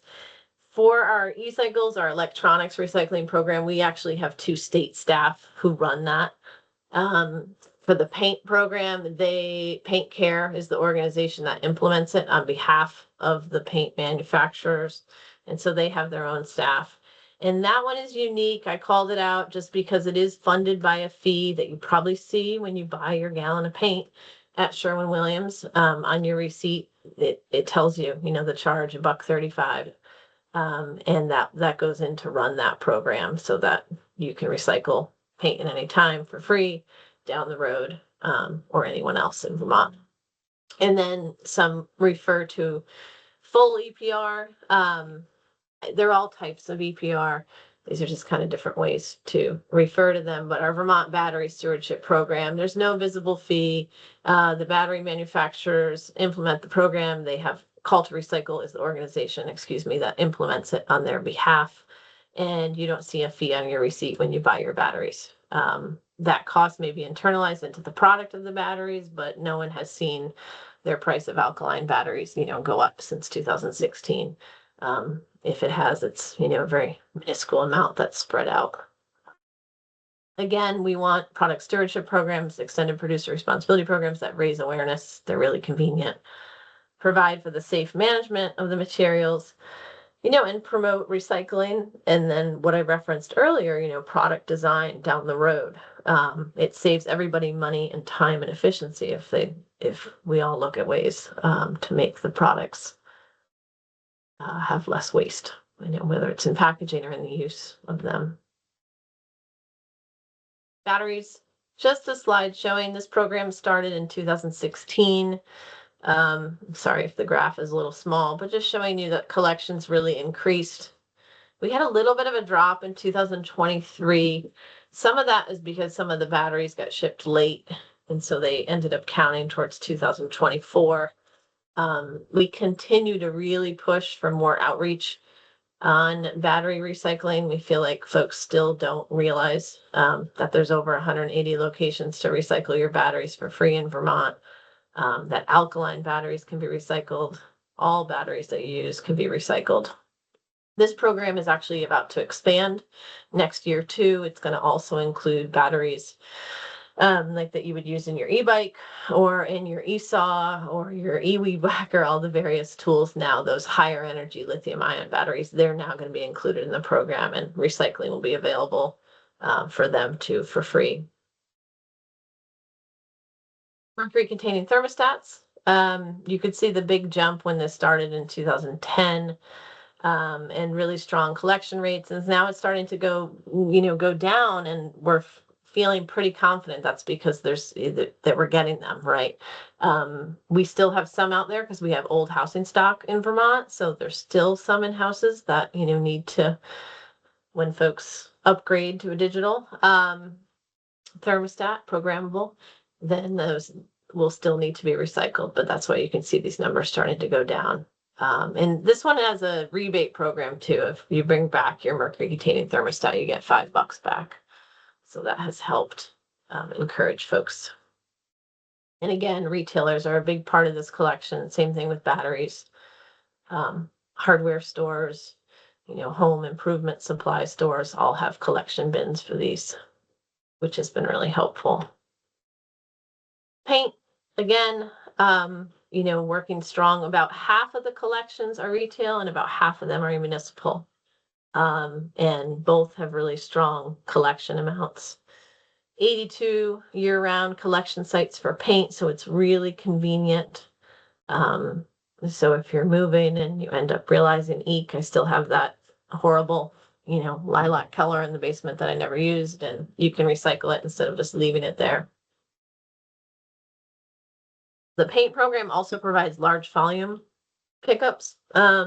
So if there's a painting contractor or a farmer, who's had paint building up over the years and they really need to do a clean out, if they have 100 gallons or more, they can contact Paint Care directly, and Paint Care will come and do a large volume pickup for them, which can be really helpful.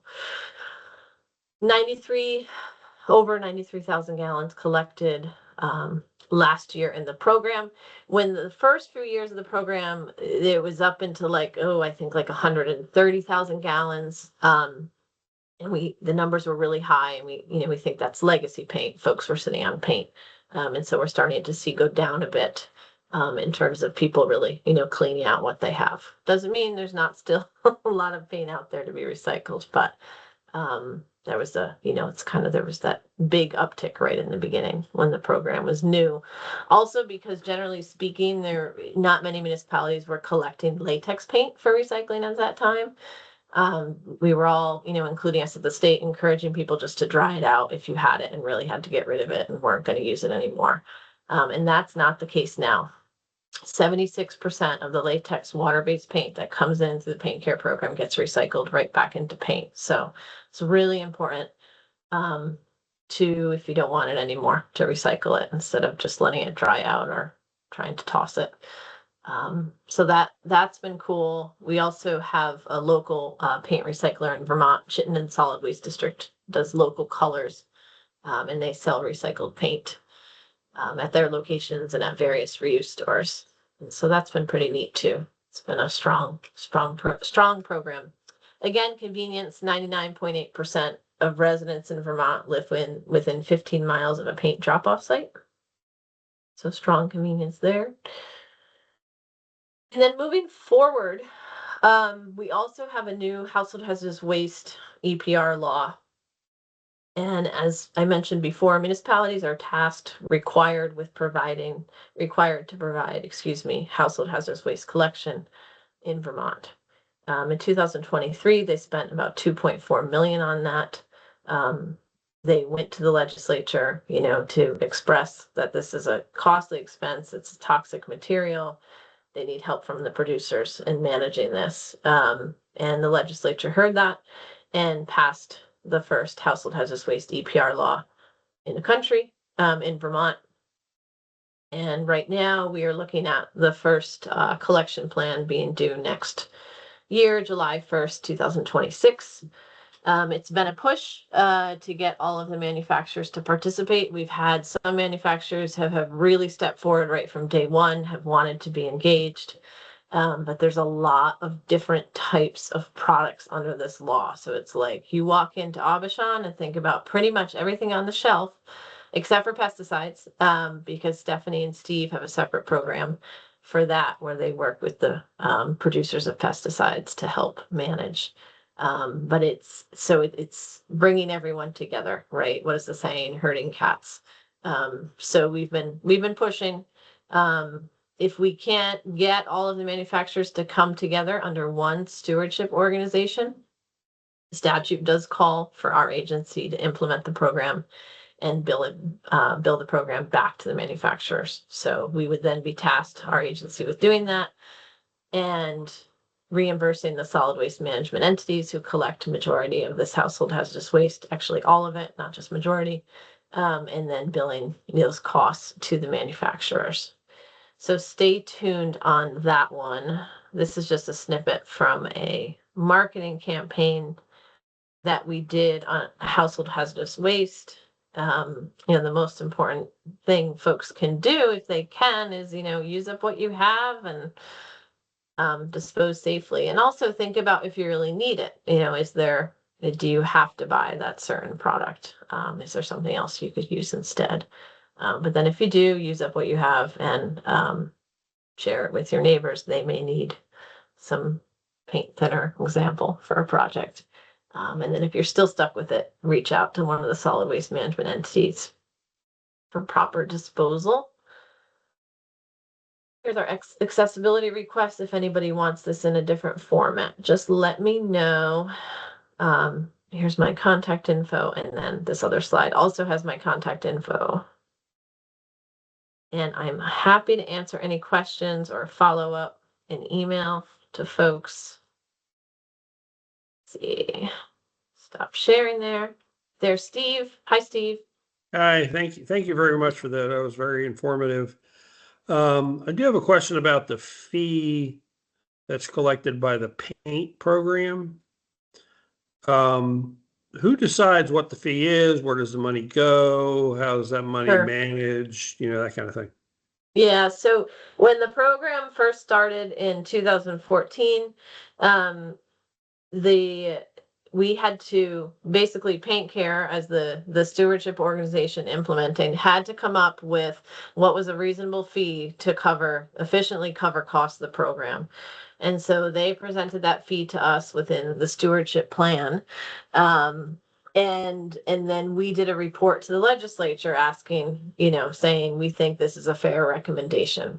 And they basically said, okay. And, and so we moved forward with that. And then since then, we've had 2 requests for a fee increase from Paint Care. And our agency was tasked with looking at, well, are these requests reasonable? And it's a hard position to be in, honestly, like as an agency looking at that.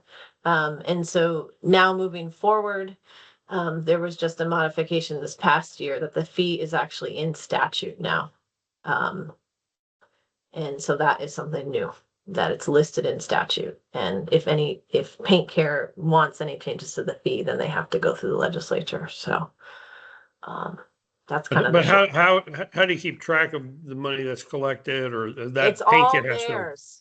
It's all, the Paint Care is totally responsible for keeping track of it. And so that's kind of the thing that was, I'm trying to think of, say this the right way, but it was a little awkward, right? Because it's consumer money, Vermont taxpayer money, right? So there's obligation for us to do our due diligence. However, it's all under this Paint Care fund for the Vermont program.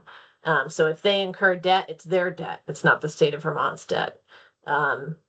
If they have a surplus, then they have to show why they have a surplus. They've never had a surplus for the Vermont program, because it's always had such strong collections. It's collected more than what's been sold. So since the beginning of the program, there's always been a deficit, and that's why Paint Care requested 2 times the fee increase. Okay. All right. Yeah. Okay, thank I you. have a question on the tail of that, Steve. So Paint Care collects the money, and then the solid waste management entities collect the paint. And then Paint Care pays the solid waste management entities the cost of disposal. Is that how it works? Just for disposal.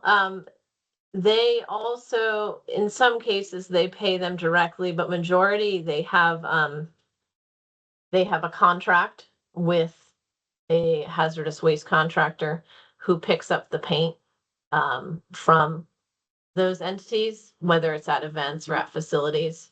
And so they pay that directly to the contractor too, if that makes sense. So the solid waste management entity just doesn't have to pay anything for paint disposal at that event. Oh, they just have to house it or separate it out at the event. Like a Correct. fixed facility houses it and an event, Yeah. they just put the paint to the left and somebody else deals with that. Yeah. Yeah. Or it's the same contractor, right? Because as you know, there's not a ton operating in Vermont. Yeah. So Paint Care holds a direct contract with, I'll pick on Clean Harbors, and then, Clean Harbor says at the, Montpelier event, X amount of paint. So it's kind of a combo of both of those. Alright. And it's currently only, for paint, it's only disposal that's covered. We can dig into it more. I don't know if anybody, but moving forward, paint related products is also getting added to the paint program. And for those types of things, paint thinner, all the other paint related type products that they describe, they have to cover all the other costs too. And that just got passed with this past session. Yeah. Actually, that was in Act 59. It But sure at was. the beginning of the meeting, I was mentioning that. I forgot bet. that you had some bits, and I mean, Yeah. we talked about something else, but there was, that's also in Act 59. I have another question for you, Mia. Okay. Is it, and actually, well, I guess, well, maybe, are all the EPR programs that exist now also correlate with a prohibition or a ban from the landfill? Or not necessarily, there's not, that those aren't necessarily tied to each other? They are. I mean, they are in terms of they're all hard to manage materials, right? They're all toxic. They're all, they're not something simple. So as of now, yes. Okay. They do have that correlation, right? And what's the line, you don't want to have a ban without a plan too. It's all right. Like they go hand in hand. You don't want to ban batteries from disposal if you don't already, there needs to be somewhere for them to go and for them to be managed. So.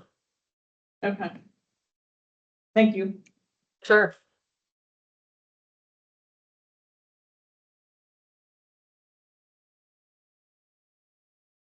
Any other burning solid waste materials management questions?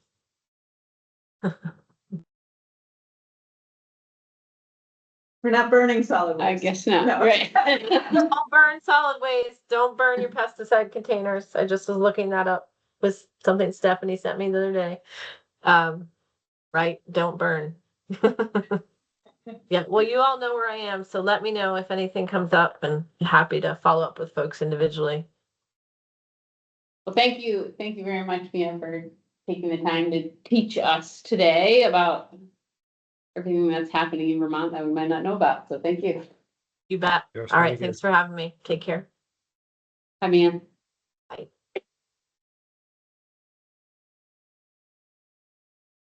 All right. So that was a good heavy download of a lot of information. What I have on, I might just swap the last two things on the next two things on the agenda. One, just because it will take 5 minutes, is I have some survey results that we had been waiting on for a very long time.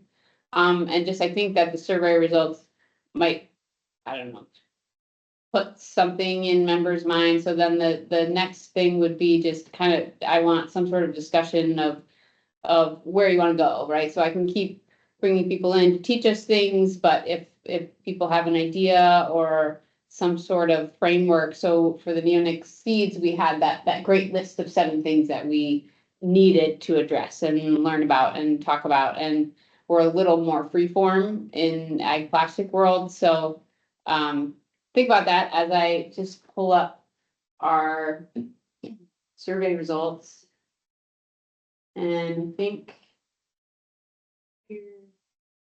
So I don't know who's going to remember, but so last year we had our 2 kind of questions that were part of a survey. So we did kind of this small survey last year, and we did it at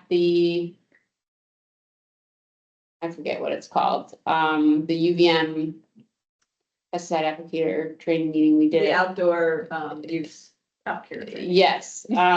Agriculture. And it was like a virtual training meeting, and so we did them as poll questions during that meeting. And so then the other avenue that we tried to reach more people was through, so the UVM entomology research lab, so Frank Sullivan and Margaret Skinner issued a regional high tunnel survey. So it was more than just Vermont, so kind of all Northeast. And so they included our questions in their regional survey. In December, if you remember, we had just really preliminary results from them, not many responses. And so they said, well, hold on, we're going to try and get more responses. And so just in the middle of June, they sent us, okay, here's what we got for responses. So I just wanted to share with you guys. So they only got, so their whole survey in the whole Northeast region, they only got, they had 43 farmers completed the survey. But of that, 9 responses are from Vermont. So you can see the counties that were there, which is part of our legislative responsibility, is to survey people from all 14 counties. And so the 9 responses represent 7 counties. So the first question that we asked is, what environmental impacts are you concerned about when using ag inputs? So you can see here of the choices, all 9 out of 9, 100% said disposal of farm materials. So the examples that we gave in the choice are tires, ag plastic, plastic pots, old pesticides, etc. And then following that, concern environmental impact is for microplastics with 6 of 9, and then PFAS, which was 5 of 9, about those inputs. So disposal of farm materials comes to the top. I think we've kind of gone down that path so far, so it looks like we're on the right path. And then the next question that we ask is, what challenges do you face in reducing the use of the ag inputs that cause those environmental concerns? And so what rises to the top here is with 6 out of the 9 saying the availability of alternatives. And then comes kind of that ties lack of knowledge of available alternatives and that those alternatives are inconvenient. So plastic is useful, for example, and there aren't many alternatives or people don't know about the alternatives. So in a nutshell, that is what we've learned from this survey. So I wanted to ask, so we are tasked with us having to do a survey every year. This kind of spanned, this specific one spanned 2 years between 24 and 25. It's not super robust. I wanted to ask AIB if you were looking to create a survey specific to ag plastic, kind of about maybe policy or program recommendations, anything like that. So I wanted to hear if people had any ideas of what you might want to see in a survey for 2025.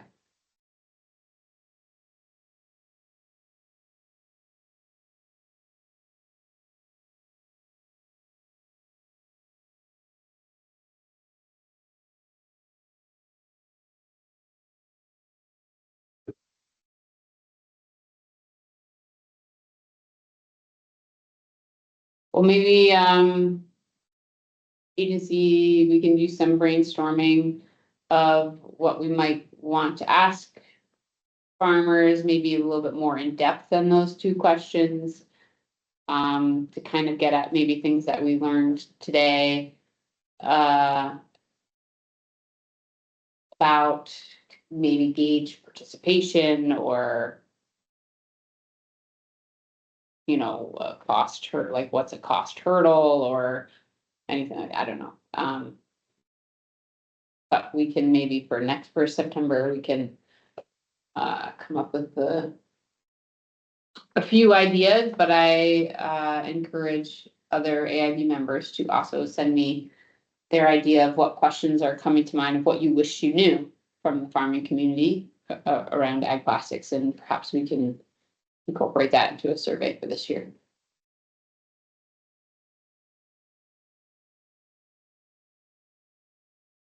Go ahead, Steve. Yeah, I'm thinking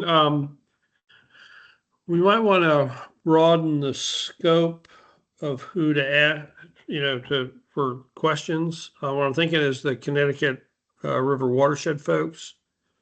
They're doing a project. We won't want to ask them if there are any survey questions they want to ask too. Sure, that's a good idea. And there may be other folks too. I don't know. But that's just something I thought of.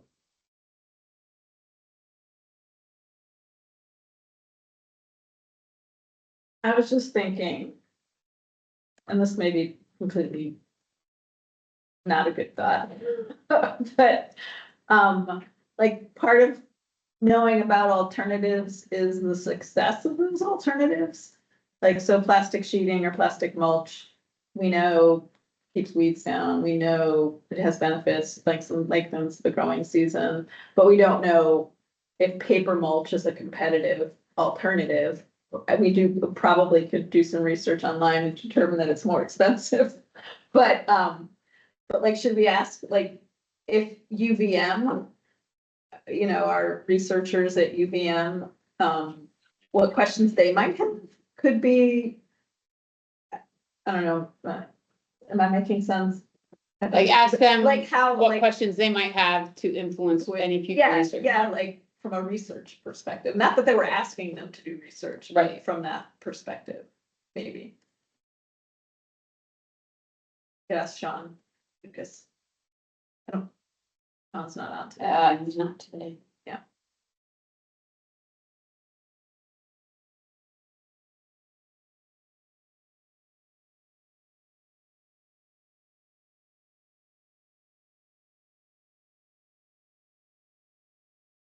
Go ahead, Leon. Yeah, I am just thinking about what an impossibly low response rate that is, and whether there's some way that we can get a better feel. I mean, 9 responses doesn't tell us a whole lot. And there's certainly dozens and dozens, if not hundreds, of farmers who use some of these products. So I'm trying to think of whether there's some organization that the farmers interact with on a personal level that we could have them do the surveying for us, you know, NRCS or FSA or someone connected to the agriculture department who actually sees farmers. I mean, I think that in the survey world, 25 to 33 or 35% is a fairly normal response, but 9 responses isn't even close to that level of respondents for the amount of people that use these kind of products. So I'm just trying to put out there that I think we need to somehow get more feedback from the people we would be trying to serve than we have at this point.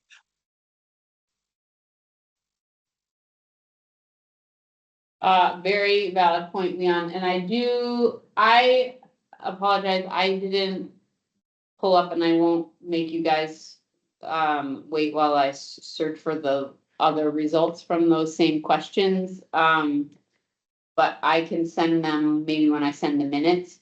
So we asked those same questions just through a different avenue too, and did get more responses, but right now I can't remember exactly the number of those responses, but basically it was a mandatory poll during a training. So it was more responses, but still, I agree, probably didn't reach the exact people that we're trying to reach and understand their opinions and viewpoints on things.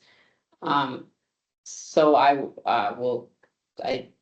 took your point down in the minutes and we can all brainstorm together. I do know the first year that we did a survey, we did do a pretty extensive, it was a longer survey, more than just those 2 questions, and we did try and disseminate it through listserv, so Agency of Ag listservs, as well as growers associations, listservs, and I think Watershed Alliance listservs, and I forget now what else, but so we did do that. So I think that is, we have done that before, and we definitely have more than 9 responses, and we can do that again with a future survey to get more.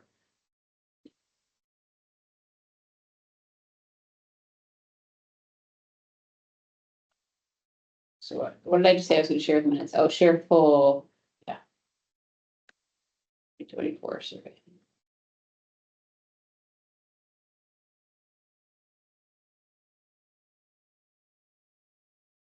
Any other thoughts on a survey?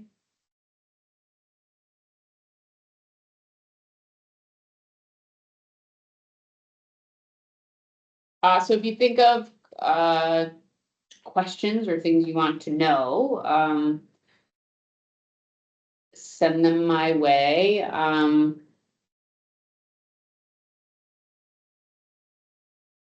And by September, we can kind of throw some things out for to see what members think.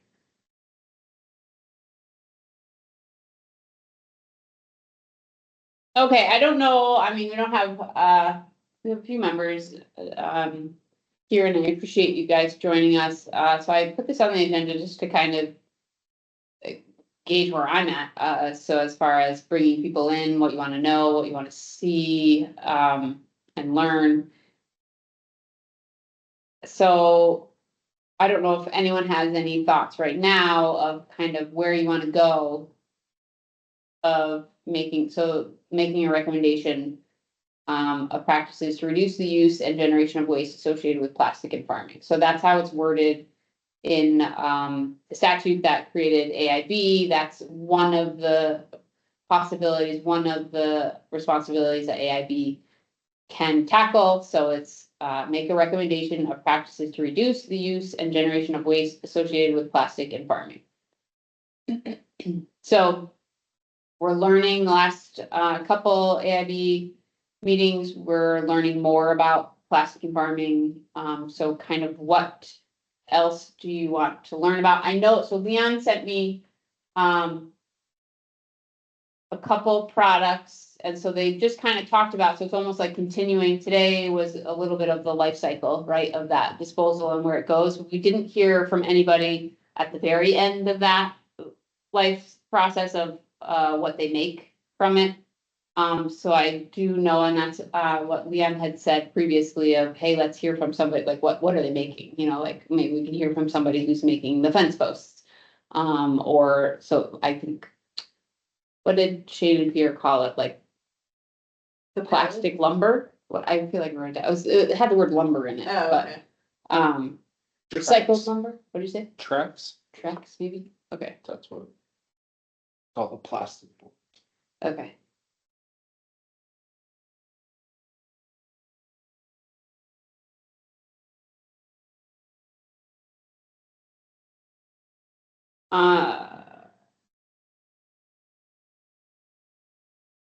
The only other thing I could think of while we were listening is maybe a little bit deeper dive. So same thing with neonics, kind of we dove a little bit deeper into the regulations that were around us. So maybe Quebec, it seems like Quebec has a pretty robust regulation for ag plastic recycling programs. And so maybe you reach out to somebody in that policy On the regulation side. Yeah. Yeah.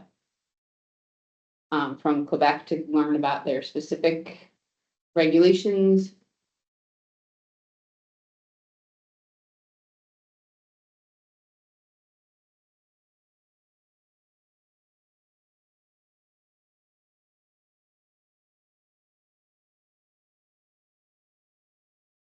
Anything else?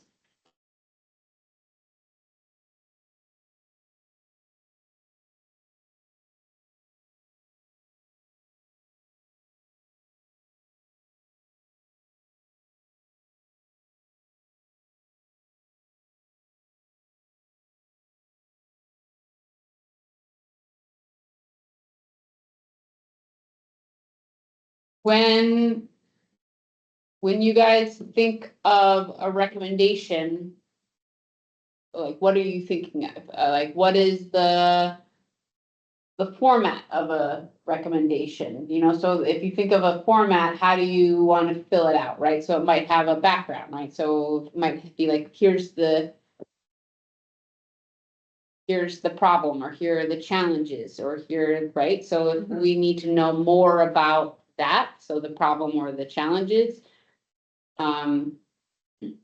perhaps we need to hear somebody that can address that, or have some data driven to have that kind of introductory to a recommendation.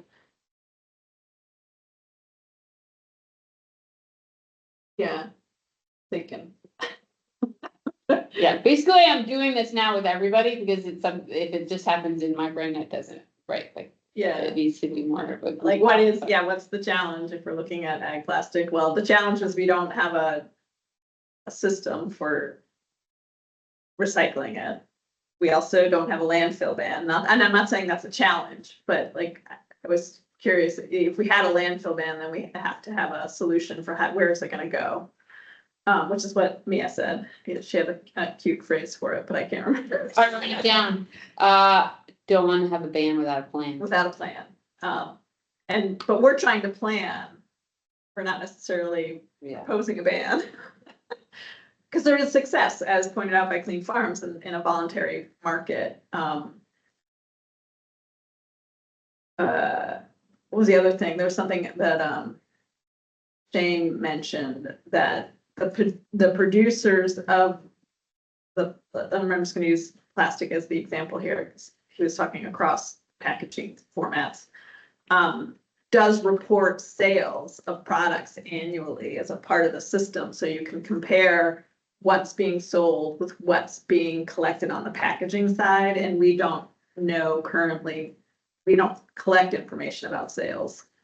So we don't know what's happening on the other side of that equation in terms of, are the voluntary programs working? Are people recycling all the ag containers collected by ACRC, for instance, the pesticide containers? But we don't know it's being sold.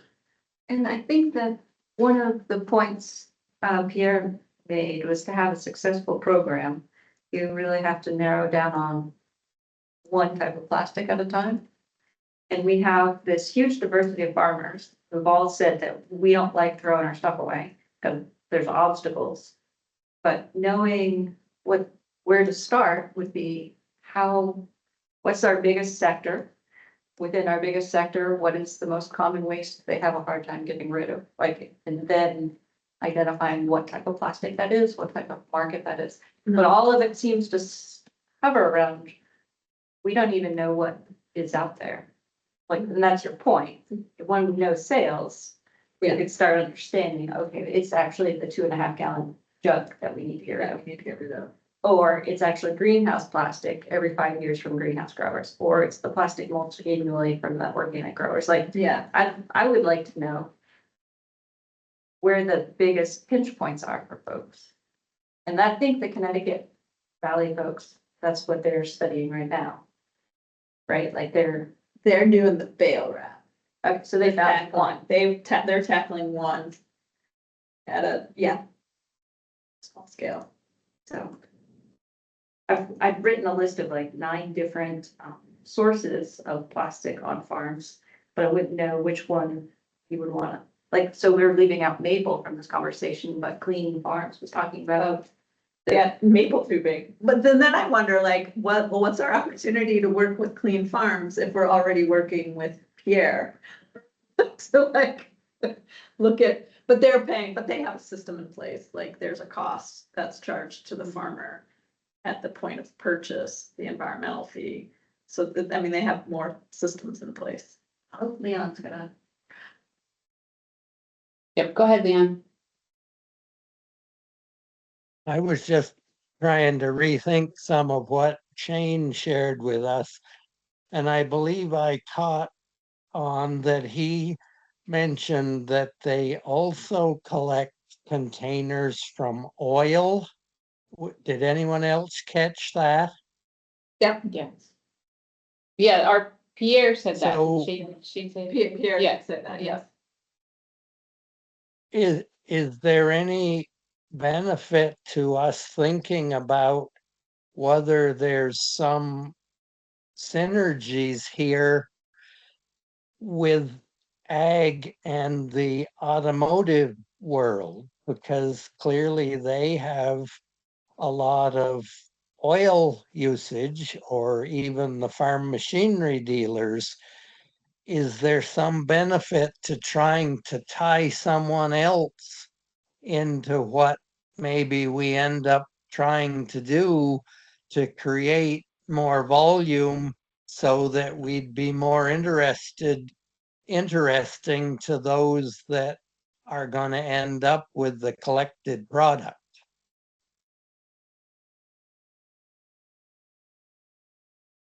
They kind of up our volume, so we're more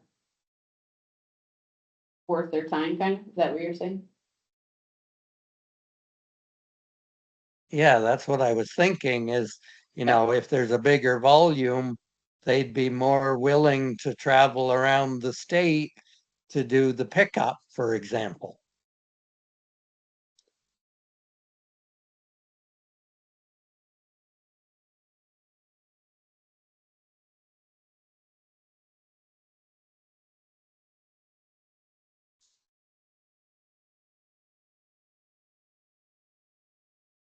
Okay. Yeah.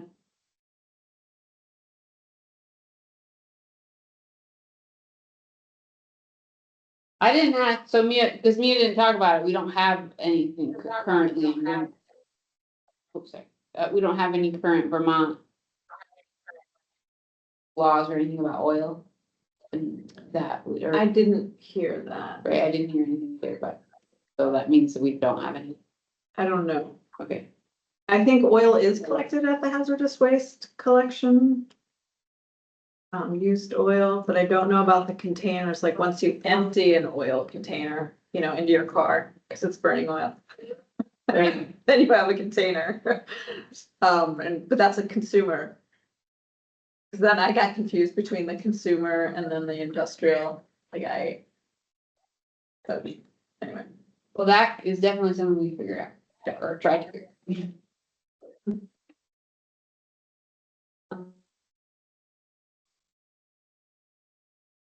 Right, my signature is oil container disposal. Regulated in Vermont. Are there any voluntary?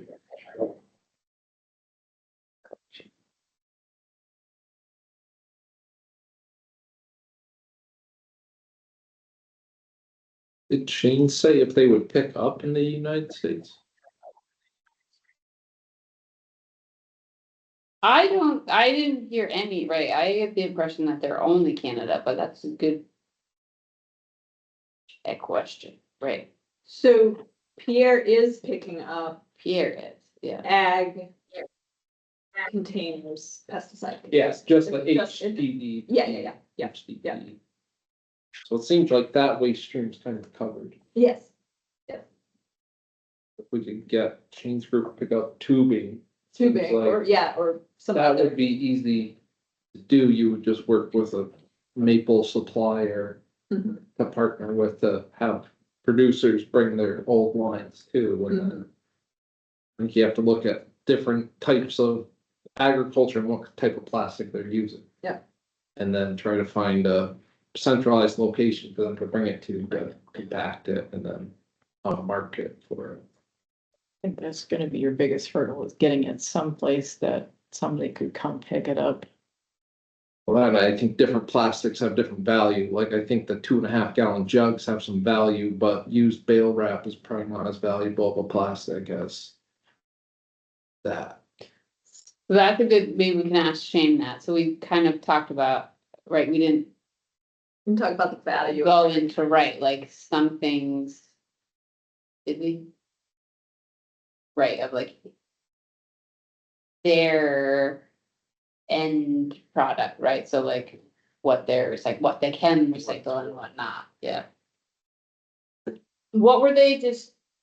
So he did say something, they are. For the energy that's replacing oil.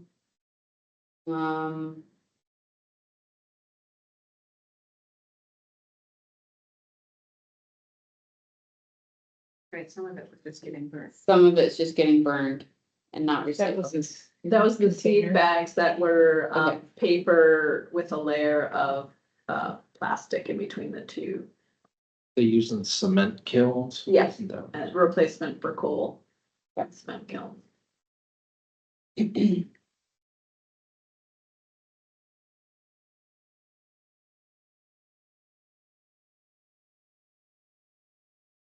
But I think that's, I mean, it's. A good question, and we have the. Benefit of being very close to a place that Clean Farms services. Yes. So it's not like we're asking, would you ever consider to expand, right, to Yeah. Alabama, right, or Right. not very far Yeah. from places that they do service, Meet And you they're at the already border. here picking things up. Granted, different types of. RPM, right, Yeah, one of their RPM. contractors, right.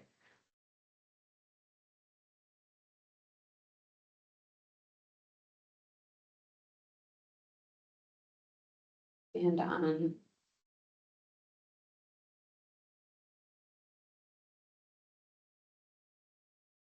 what we want, maybe ask Shane to expand on what happens to each type of plastic that they collect.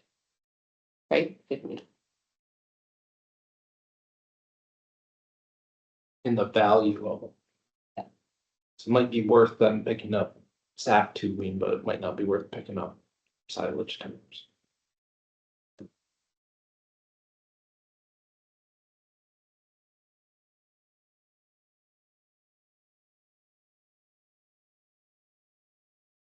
If there is an end user to some of the plastics discussed, maybe we could bring in end user.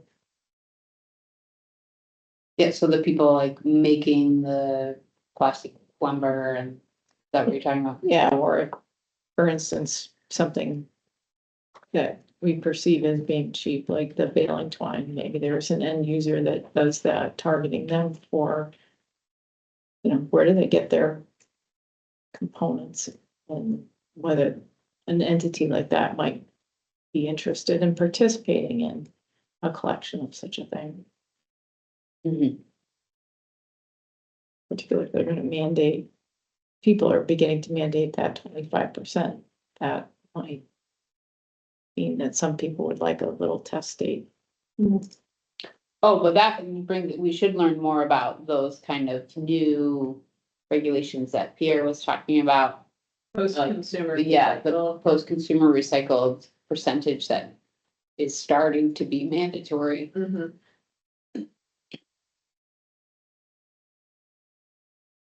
Upcoming new regulations.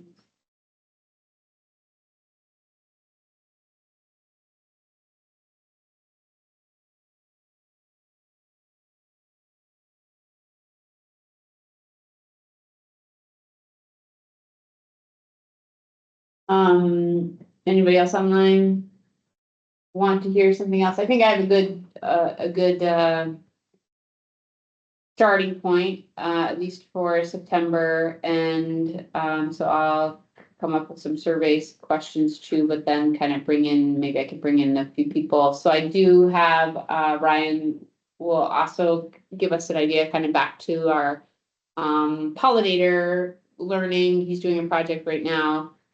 So he'll give us an update on how that is going in September as well. So our next meeting is September 22nd. And I will let you know where the in-person option will be. Whether it's back in Williston if the construction is finished, or if it's here in Vale, or Montpelier, I will let you know. And so do any other members have anything they want me to capture before I open it up for public comment?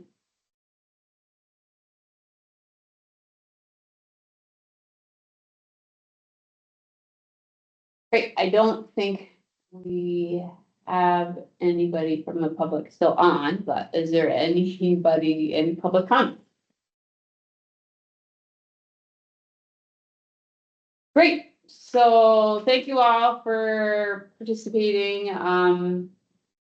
today, and I will get the minutes out, and yeah, just thank you and have a good rest of your afternoon. Thanks all. Thank you. Thank you. Bye.